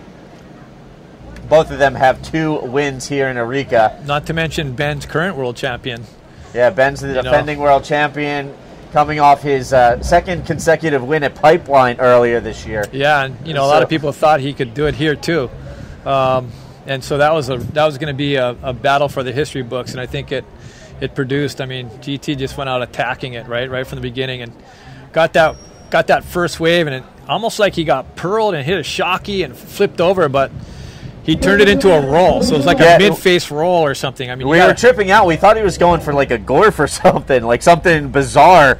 But Tamega, he's basically been going animal in all his heats, just coming out and unrelenting, just attacking his adversaries out in the water. That's his style. That's Tamega for you. So with 2 minutes remaining out in the water, again, it's Louis Finnegan holding the lead over Diego Cabrera. Diego in the yellow jersey on the hunt, trying to find anything, hoping anything comes his way. Diego doesn't need much. He only needs a 7.44, and that's a pretty high score, but not for these guys. These guys can do that with one move, one wave. So closing moments of Heat 8. This will be the conclusion of round 6, as well as the conclusion of competition here today. And Diego Cabrera finds a left-hander dropping in. Conditions starting to deteriorate, not working in favor of Diego. We got a minute left, and he's got his work cut out for him. Yeah, it looked like he was setting his line, expecting that wave to barrel over, and it just chandeliered down the face, avalanche down the face, I should say. Yeah, Louis, he's kept it cool. A lot of times guys will pressure, under this pressure cooker, will just start taking off and make some mistakes, and he's remained fairly collected in this heat, and it's pretty good to see. He's not a tour veteran by any stretch of the imagination, but he's not a rookie either. Yeah. So counting down the final 30 seconds, and here we have Louis Finnegan, one last go out in the water to close things out. Throws into a forward pocket spin, still going. Nice loopy roll. Here it is from this angle. And I think that'll wrap it up unless Diego got a wave. I don't think he did. So a little icing on the cake for Louis Finnegan there as he takes the Heat win and rounds out the quarterfinals. Again, that's going to be the last heat of the day. So just a quick recap. We've seen in Heat 1, Alan Munoz punching his ticket to the quarterfinals. In Heat 2, Amory Laverne continued on, and then it was Tomega taking out Player, Battle of the World Champions. That was followed by Lucas Noguera taking out the dark horse, Sebastian Sietti from Chile.